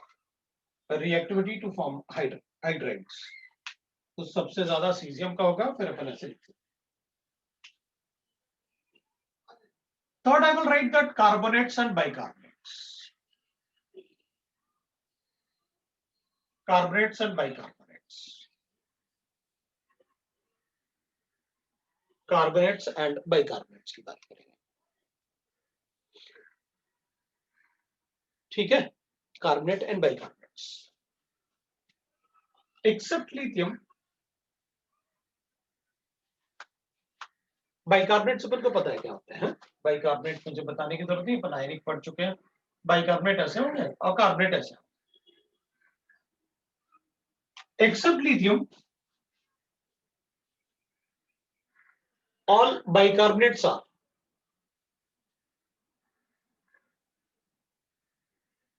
are solids.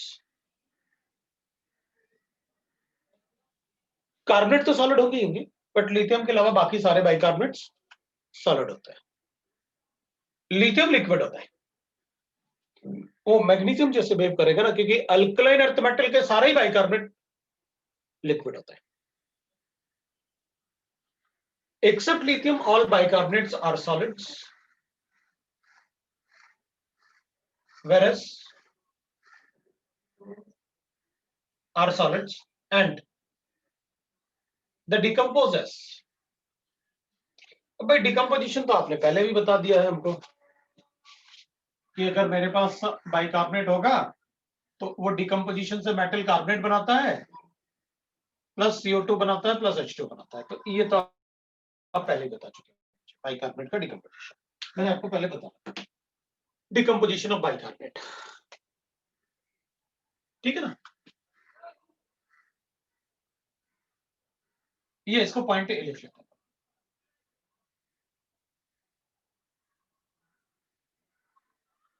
तो decompose to metal carbonate, carbon dioxide and water.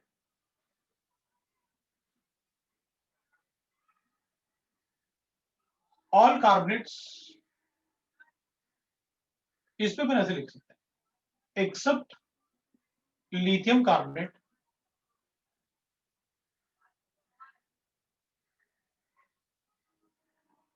all carbonates are thermally stable। thermally stable का मतलब they do not decompose, they do not decompose।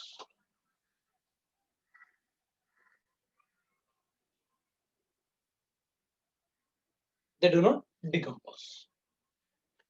Lithium carbonate decompose होता है क्योंकि मैग्नीशियम कार्बोनेट डिकम्पोज होता है, ये अपन पहले भी पढ़ चुके हैं, अपन ने मोल कॉन्सेप्ट में पढ़ा हुआ है, मैंने आपको बता रखा है मोल कॉन्सेप्ट में। So that is about the carbonate and bicarbonate. मतलब सोडियम, पोटेशियम, ब्रोमीडियम कार्बोनेट ये जो होते हैं ये डिकम्पोज नहीं होते, इनको अगर आप हीट करोगे तो ये डिकम्पोज नहीं होने वाले, उनका डिकम्पोजिशन नहीं होता। That is about the carbonate and bicarbonates, इतना का। अब इनके सॉल्युबिलिटी की बात करेंगे तो थोड़ा और पढ़ते हैं, फिर अपन सॉल्युबिलिटी एक साथ ही लिख देंगे सारे, हाइड्रोक्साइड, क्लोराइड, हाइड्राइड, सारे सॉल्युबिलिटी एक साथ लिख देंगे, किसकी सॉल्युबिलिटी कैसे होगी।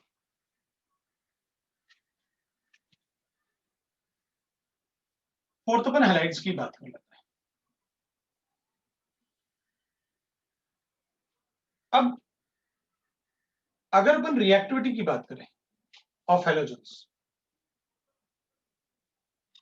तो हैलोजन की रिएक्टिविटी हमेशा यही रहेगी, चाहे आप कुछ भी पढ़ो। हैलोजन का रिएक्टिविटी हमेशा यही होता है। क्लोराइड ज्यादा रिएक्टिव होंगे तो क्लोराइड से, क्लोराइड ज्यादा रिएक्टिव होंगे ब्रोमाइड से, ब्रोमाइड ज्यादा रिएक्टिव होंगे आयोडाइड से, ये कभी चेंज नहीं होता पूरे केमिस्ट्री में, कहीं कभी चेंज नहीं होता है। एंड मेटल्स, अल्कली मेटल की बात कर रहे हैं अपन यहाँ पर, सीजियम की रिएक्टिविटी ज्यादा होगी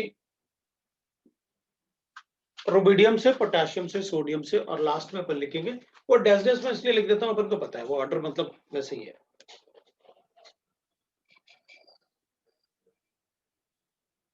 राइट। ऑब्वियसली अपन बात करेंगे भाई, अपन ने ये लैटिस एनर्जी वगैरह अपन ने काफी पढ़ा हुआ है, सो मैं इसमें लैटिस एनर्जी, हैलाइड्स वगैरह ये काफी पढ़े हुए हैं, तो मैं डिक्टेट कर देता हूं, आप इसे लिख लो हैलाइड्स के लिए, मैं डिक्टेट कर देता हूं, आप हैलाइड्स के लिए लिख लेना।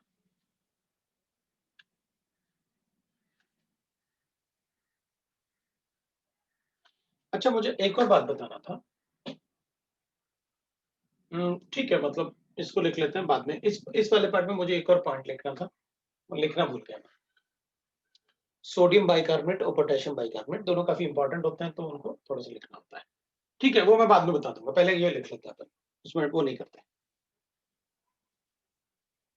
लिखो, all combine directly with halogens to form ionic halides. All combine directly with to form metal halides. They are ionic crystals. All will combine directly with halogens to form ionic crystals.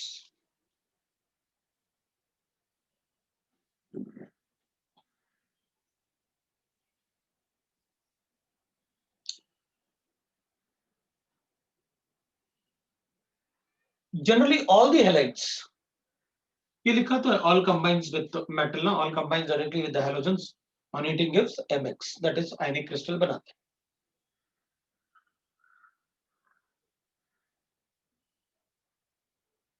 Generally, the alkali halides are water soluble. Generally, all the alkali halides are water soluble.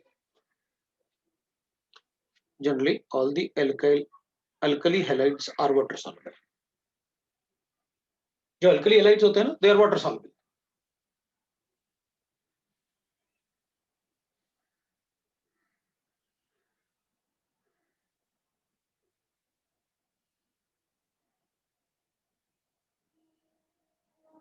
ठीक है, they are water soluble.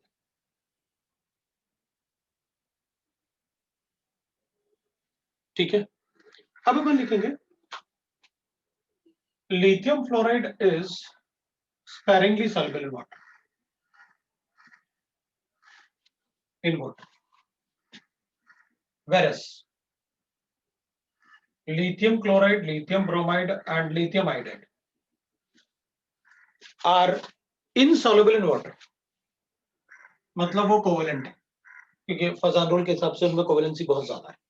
Are insoluble in water and soluble in organic solvents. Organic solvents like alcohols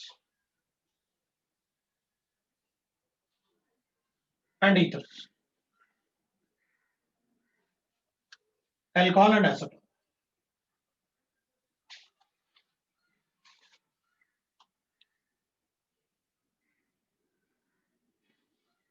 NaCl, NaBr,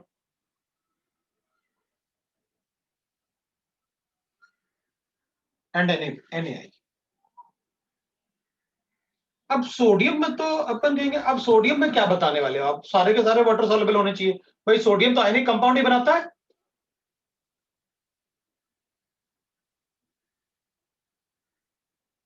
अब ऐसा भी possible हो सकता है क्या कि सोडियम आयोडाइड वाटर इनसॉल्युबल है and it is soluble in organic solvents. Acetone is the organic solvents. These are soluble in water.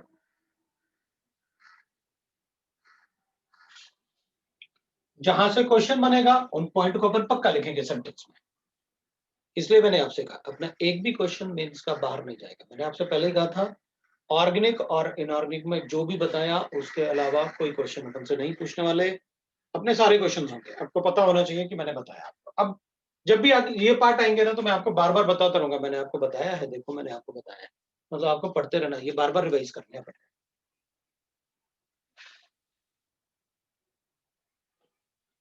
ठीक है ना.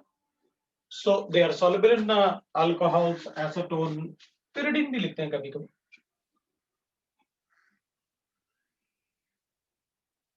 pyridine, इनके स्ट्रक्चर्स पढ़ेंगे अपन बाद में, बट अभी ऐसे कंपाउंड लिख लेते हैं.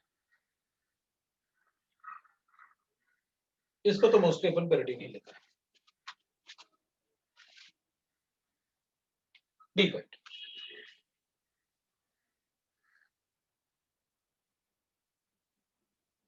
लेकिन अगर अपन मेल्टिंग पॉइंट की बात करें, of lithium chloride is higher than lithium chloride is higher than lithium bromide is higher than lithium iodide due to the high lattice energy.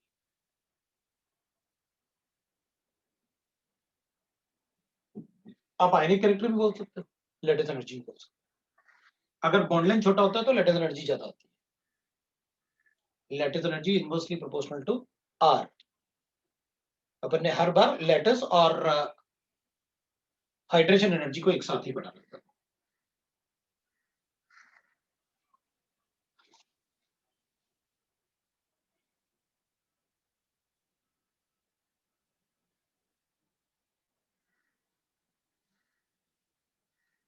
अब होता क्या है, due to large size potassium, rubidium and cesium has tendency to react with extra halogen। मतलब वो extra halogen से भी react कर लेते हैं। जैसे अगर मेरे पास Ki गिवन है ना, ये I2 से रिएक्ट करके Ki3 बना देगा।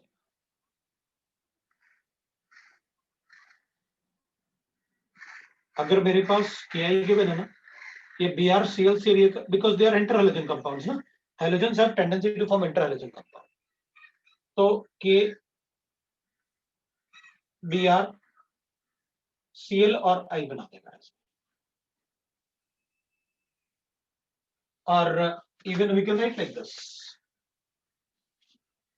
Ki को रिएक्ट करूंगा BrF3 से, so it can even form that KiBrF3, it can form like this। वो एक्स्ट्रा हेलोजन से रिएक्ट करने की टेंडेंसी होती है। कभी कभी ऐसे भी होता है कि अपन इसको रिएक्ट करके अपन से ऐसे भी बोलते हैं कि भाई अगर इसको डिकम्पोज करें तो क्या बनेगा, बताओ। इसको डिकम्पोज करेंगे तो क्या बनेगा, भाई तोड़ भी सकते हैं अपन इनको। तो जो अपन से ब्रेक करवाएंगे तो अपन ना क्या बनाएंगे, इसमें अपन कहेंगे देखो भाई, अगर आप हीट करोगे तो पोटेशियम तो उसके साथ रहेगा जिसकी लेटेस्ट एनर्जी सबसे ज्यादा हो। तो KCl का स्टेबिलिटी सबसे ज्यादा होगा क्योंकि इसका Cl का साइज छोटा हो, उसका इलेक्ट्रोनेगेटिविटी ज्यादा है Cl का। तो जब भी अपन किसी इंटरहैलोजन कंपाउंड को डिकम्पोज करेंगे ना, तो मेटल के साथ हमेशा वही रहे, नॉन मेटल रहेगा जो ज्यादा लेटेस्ट एनर्जी दे सकता है अपन को, जो स्टेबिलिटी ज्यादा दे सकता है अपन को। तो अपन ऐसे बना सकते। तो फिर इसमें, हाँ तो इसमें भी ऐसे ही करेंगे अपन, KF बनेगा प्लस IBrF2 बनेगा। ऐसे बनाऊंगा KF प्लस IBrF2, ऐसे बता देंगे KF प्लस IBrF2 बनाएंगे। That is the product of reaction।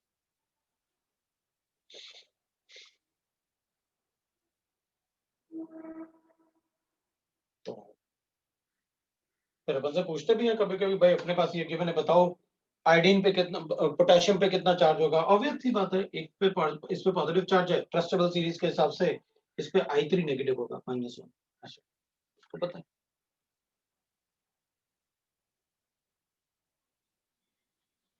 That is it। Next we can write is, next अपन लिख सकते हैं दैट इज, ये तो हैलाइड्स हो गया। अब अपन सल्फेट्स की बात, सल्फेट्स, अब सभी सल्फेट बना सकते हैं और क्या,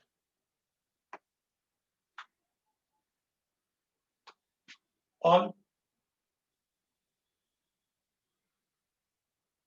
एक्सेप्ट लिथियम सल्फेट। अब सल्फेट बनाने के लिए तो अपन को वैसे ही बनाना पड़ेगा भाई, आपको अगर अल्कली मेटल के सल्फेट बनाने हैं ना, तो आपको H2SO4 से रिएक्ट करना पड़ेगा मेटल को। ऑल फॉर्म्ड एज, मेटल को रिएक्ट करेंगे H2SO4 के साथ, डाइल्यूट H2SO4 के साथ, to give a metal sulphate plus H2SO4। ये डाइल्यूट होना चाहिए, तो मैं एक्वस लिख देता हूँ इसको। एक्वस मतलब वो डाइल्यूट ही होता है।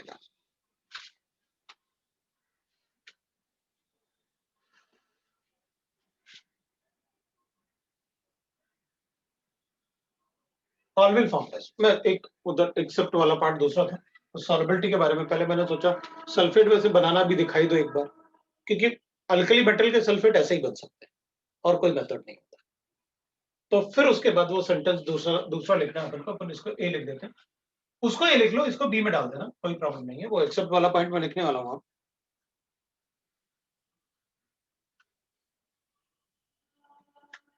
एक्सेप्ट लिथियम सल्फेट, वो ये था। पहले मैंने सोचा कि बताने की जरूरत क्या है, वो बन तो जाएगा, लेकिन ठीक है, एक बार बता रहे हैं तो ठीक रहता है। Except lithium sulphate, all are water sulphate, all are water sulphate.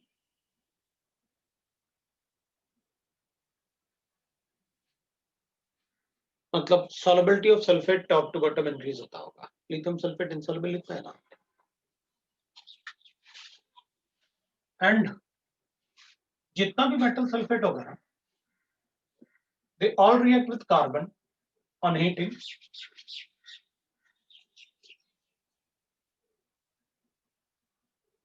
कभी कभी ना वो कार्बन को ऐसे भी लिख देता है, पेपर पैलेट। अभी पेपर को बर्न करूंगा तो क्या होगा, कार्बन ही तो बनेगा, पेपर को बर्न करेंगे तो पेपर पैलेट के साथ they will form metal sulphide plus CO2 बनाएंगे, बना देंगे। ये लो, पेपर पैलेट भी लिख सकते हैं, कार्बन भी लिख सकते हैं डायरेक्टली, और पेपर पैलेट। कभी कभी ऐसे पेपर पैलेट लिख देते हैं, अपन को समझ में नहीं आता, मतलब पेपर पैलेट का क्या करें भाई, पेपर के टुकड़े किसी में डाल के उसे बर्न करेंगे तो क्या होगा, तो अपन को पता चल जाएगा भाई वो कार्बन ऐड कर रहा है, वो रिड्यूस करने की बात कर रहा है कि उसको रिड्यूस कर दो।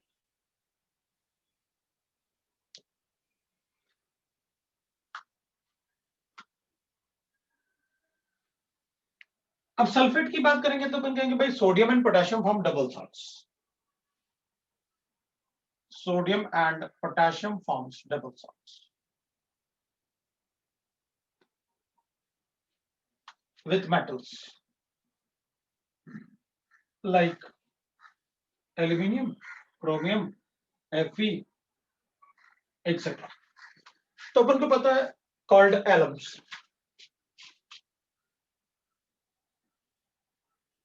उन डबल सॉल्ट्स को क्या बोलते हैं अपन, एलम्स बोलते हैं। तो soda Elms Na2SO4, Al2SO4 whole thrice, and that will be 24H2।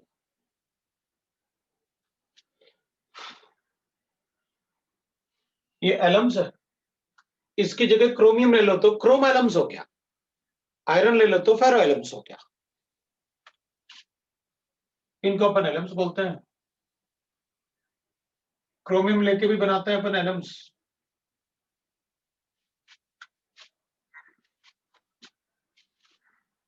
तो ये क्रोम एलम्स हो गया। ऐसे अपन फेरो एलम्स भी बना देते हैं आयरन से, तो उनको अपन फेरो एलम्स भी बोल देते हैं।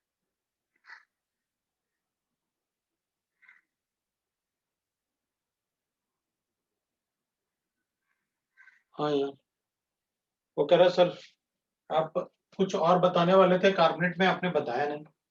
हाँ बता देता हूँ, वरना ऐसा ना हो वही भूल जाऊं, है ना, क्योंकि छोटे छोटे प्रॉपर्टीज काफी सारे होंगे, फिर उसे डिस्कस करेंगे, बिल्कुल कोई प्रॉब्लम नहीं। पता जो NaHCO3 होता है ना,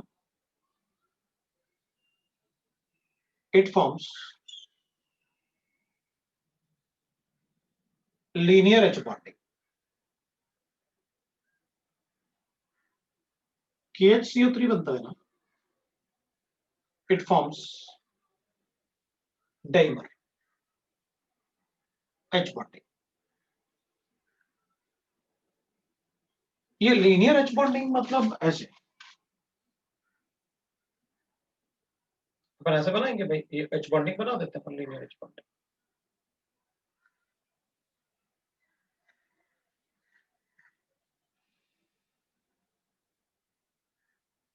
कार्बोनेट बना देंगे अपन ऐसे। मैं चाहता था ये, अच्छा इसको थोड़ा नीचे लिख लेंगे और क्या, ये ऐसे बनाता है।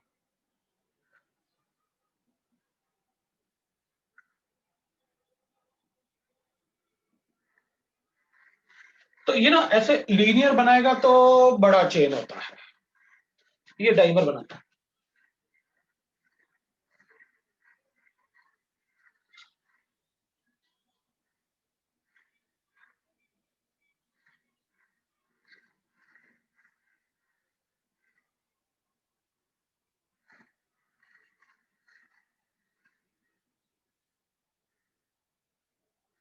डिलोकलाइज करके ऐसे बना,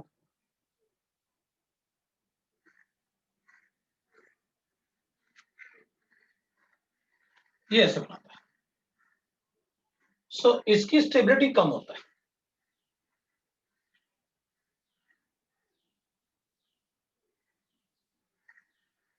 और ये ज्यादा स्टेबल होता है।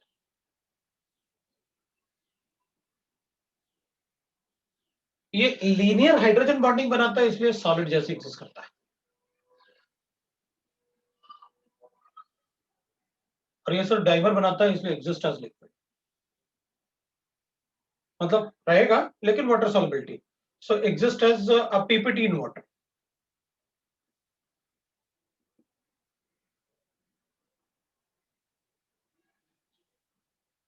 Dissolves in water. तो solubility of bicarbonate top to bottom बढ़ने वाला है। क्यों? आपने बताया ना, ये वाटर में सॉल्युबल नहीं होता, ये होता है, फिर और नीचे आएगा तो और भी ज्यादा सॉल्युबल होगा फिर तो। इसकी सॉल्युबिलिटी वाटर में ज्यादा है इससे, ये क्यों? क्योंकि ये बहुत बड़ा चेन बनाएगा, तो सारे बॉन्ड को ब्रेक करना वाटर में मुश्किल है। इसमें दो ही बॉन्ड है ना, डाइमर जैसे बनाएगा तो इजीली ब्रेक हो जाता है। तो इसकी सॉल्युबिलिटी वाटर में ज्यादा होती है इससे, तो अपन ये बता सकते हैं कि वाटर में सोडियम बाइकार्बोनेट इजीली डिसॉल्व नहीं होगा, लेकिन पोटेशियम बाइकार्बोनेट इजीली डिसॉल्व हो जाएगा, मोर सॉल्युबल वाटर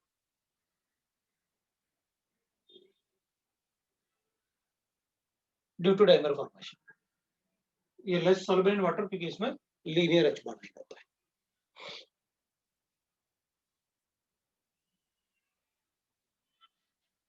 तो इसको ऐसे करके इसी का बॉक्स बना देंगे,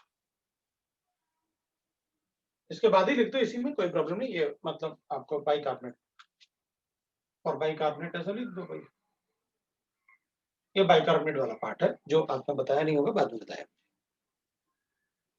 तो ऐसे कई बार कुछ और डिस्कस करेंगे तो अपन उसे ब्रैकेट में डाल दिया करेंगे, तो अपन को पता रहेगा कि ये सीक्वेंस वाला पार्ट नहीं था उसका। ये सल्फेट्स थे।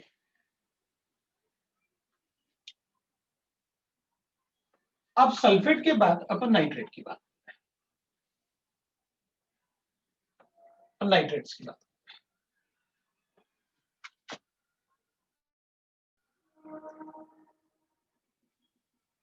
All nitrate are water soluble, ये तो पहले से पता है।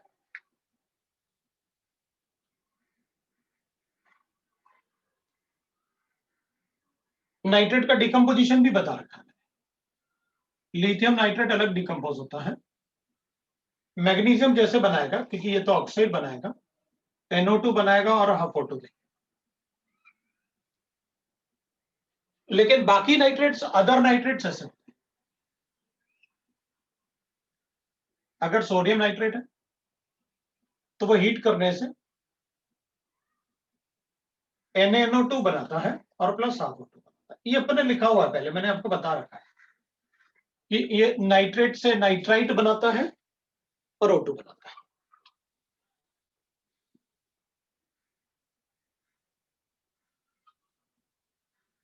अगर मैं इसको 800 डिग्री सेंटीग्रेड पे हीट करता हूं तो फिर ये ऐसा,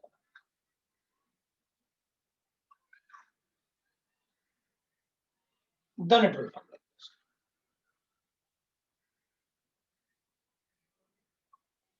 अगर इसको मैं हीट करूंगा 800 डिग्री सेंटीग्रेड पे, अलग लिख देता हूं, then it will liberate nitrogen gas। But मैंने आपको ये वाला पार्ट अभी तक नहीं बताया था शायद, मतलब मैंने नाइट्रेट का डिकम्पोजिशन में हमेशा ये लिखा, nitrate decompose to give metal oxide plus NO2 plus O2। Alkali metal nitrate में लिथियम ऐसा डिकम्पोज होता है बिकॉज मैग्नीशियम भी ऐसा डिकम्पोज होता है। बाकी नाइट्रेट जो है वो नाइट्राइट बनाते हैं, प्लस O2 देते हैं। लेकिन अगर टेम्परेचर मेंशन्ड है और वो 800 डिग्री सेंटीग्रेड या अबव है तो फिर आप metal oxide plus N2 plus O2 बनाओगे, ज्यादा टेम्परेचर पे तो decompose like this. higher temperature.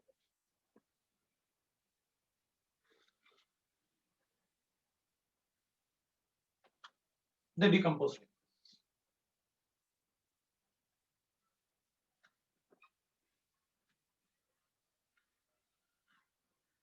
Nitrate में यही वाला पार्ट था जो अपन को थोड़ा सा नया मिला, बाकी तो अपन को पहले से पता है।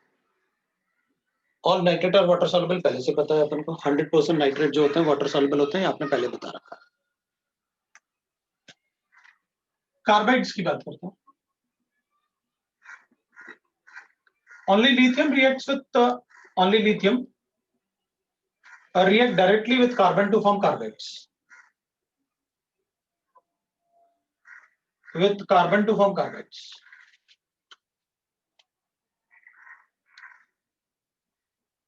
To form carbides. बाकी सब ना इनडायरेक्टली बनाते हैं कार्बाइड्स। लिथियम को अगर मैं कार्बन से हीट करूंगा तो it will form Li2C2. It is like this. Carbon के 4 बॉन्ड ना ऐसे बनाते हैं कार्बाइड्स।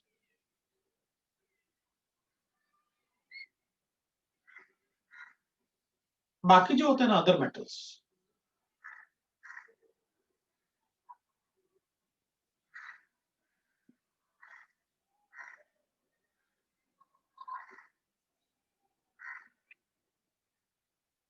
ये सबके सब ना इनडायरेक्टली बनाते हैं। मतलब पहले आपको कार्बन को ऐसे ना कार्बाइड से रिएक्ट करना पड़ेगा, तो वो हाइड्रोजन को डिस्प्लेस करेंगे इससे।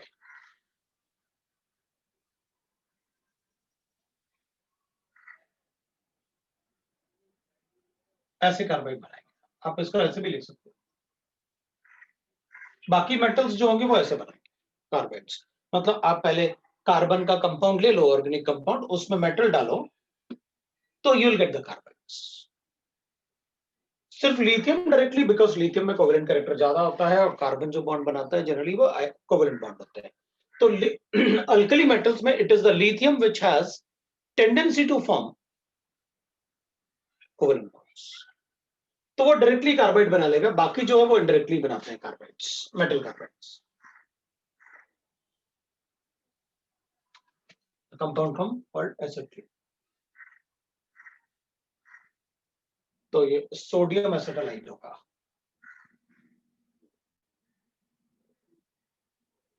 जो कार्बाइड्स बनते हैं उनको अपन एसिटाइलाइट्स बोलते हैं। They are एसिटाइलाइट्स।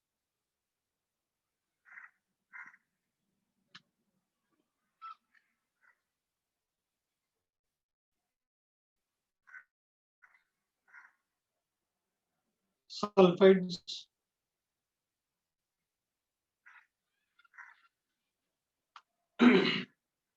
मेटल को अगर सल्फर से रिएक्ट करोगे डायरेक्टली तो you will get metal sulphides. Metal को डायरेक्टली सल्फर से हीट करोगे तो विल गेट मेटल सल्फाइड्स। और सल्फाइड रिएक्ट करने की टेंडेंसी जो है अपन ऐसे लिख सकते हैं। मेटल को अगर हम सल्फर एक्सेस में ले लेते हैं तो ये ऐसे बना सकता है।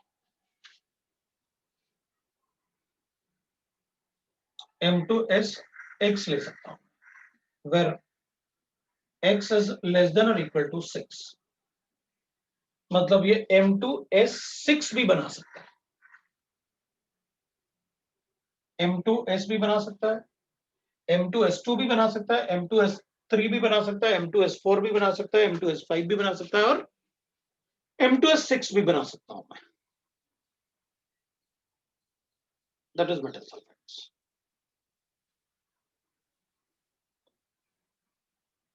और reaction with non metals,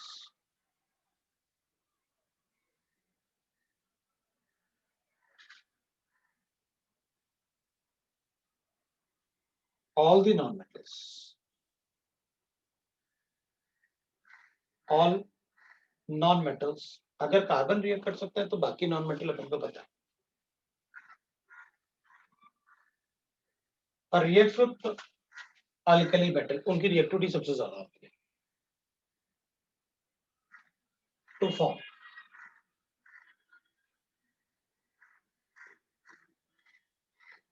halogens. हो गया ना, X2 मतलब halogen.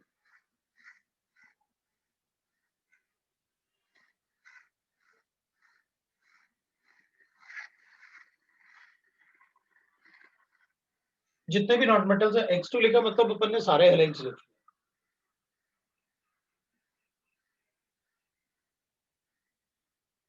Forms salts with alkali metal.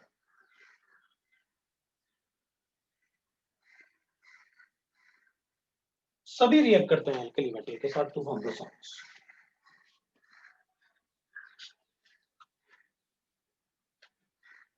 मतलब अगर अपन फास्फोरस जैसे सोडियम, मैंने इसको फास्फोरस से रिएक्ट करवाया, ठीक है, तो Na3P बनाएगा, क्योंकि फास्फोरस पे -3 चार्ज हो सकता है। अगर मैंने ऐसे लिखा तो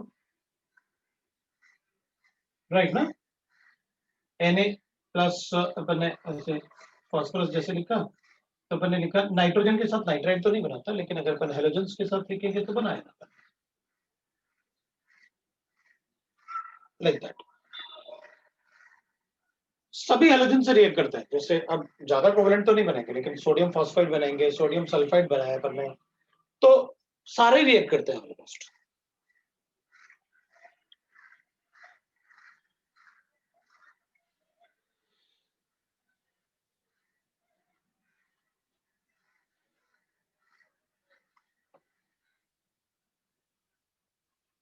अल्कली मेटल्स में थोड़ा उनका रिएक्टिविटी ज्यादा होने की वजह से उनकी केमिकल प्रॉपर्टीज भी ज्यादा होती है।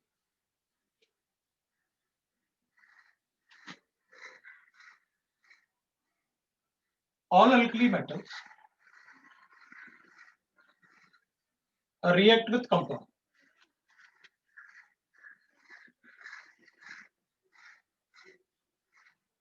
All alkali metal will react with compound with OH bond and NH bond.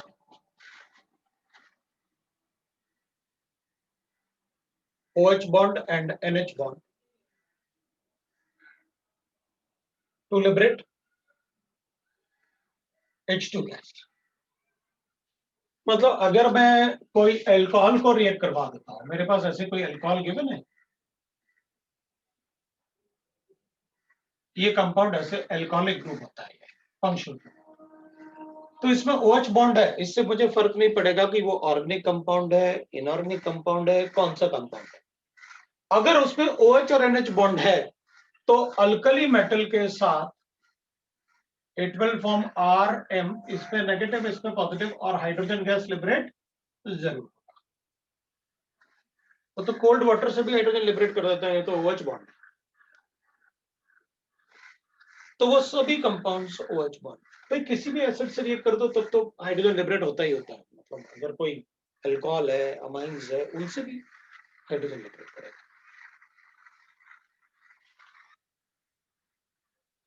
तो एसिड के साथ अमाइंस के साथ मतलब एसिड, तो इसमें अपन अदर एग्जांपल लिख सकते हैं।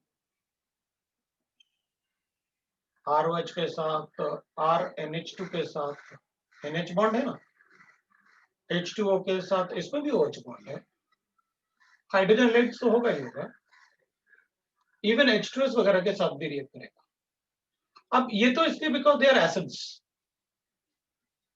लेकिन ये तो एसिड नहीं थे ना, तो उसके लिए तो अपन ने पॉइंट बनाया कि OH और NH बॉन्ड है तो रिएक्शन करेगा। एसिड के साथ तो हाइड्रोजन लिबरेट करेगा ही करेगा, अल्कली मेटल कोई भी एसिड ले लो आप।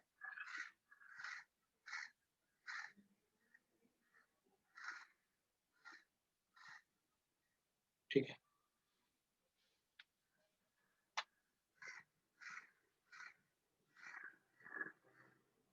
तो that is the reactivity with non metals. अब अपन इससे आगे नेक्स्ट टाइम पढ़ सकते हैं, कोई बात नहीं, राइट। मिथनाइट्स वगैरह अपन कार्बाइड्स में पढ़ेंगे,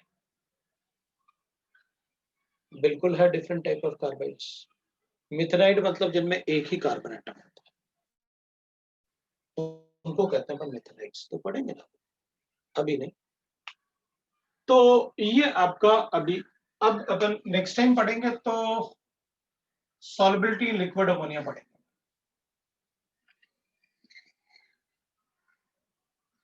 काफी इंपॉर्टेंट पार्ट है, यहां से शुरू करेंगे।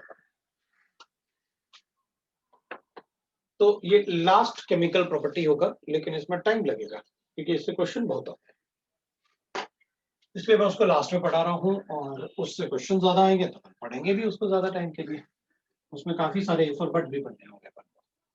तो ये next time, that is all for today. Tomorrow 12:30. Thank you, huh? चलो Thank Bye, you. sir. bye bye everybody. Thank you.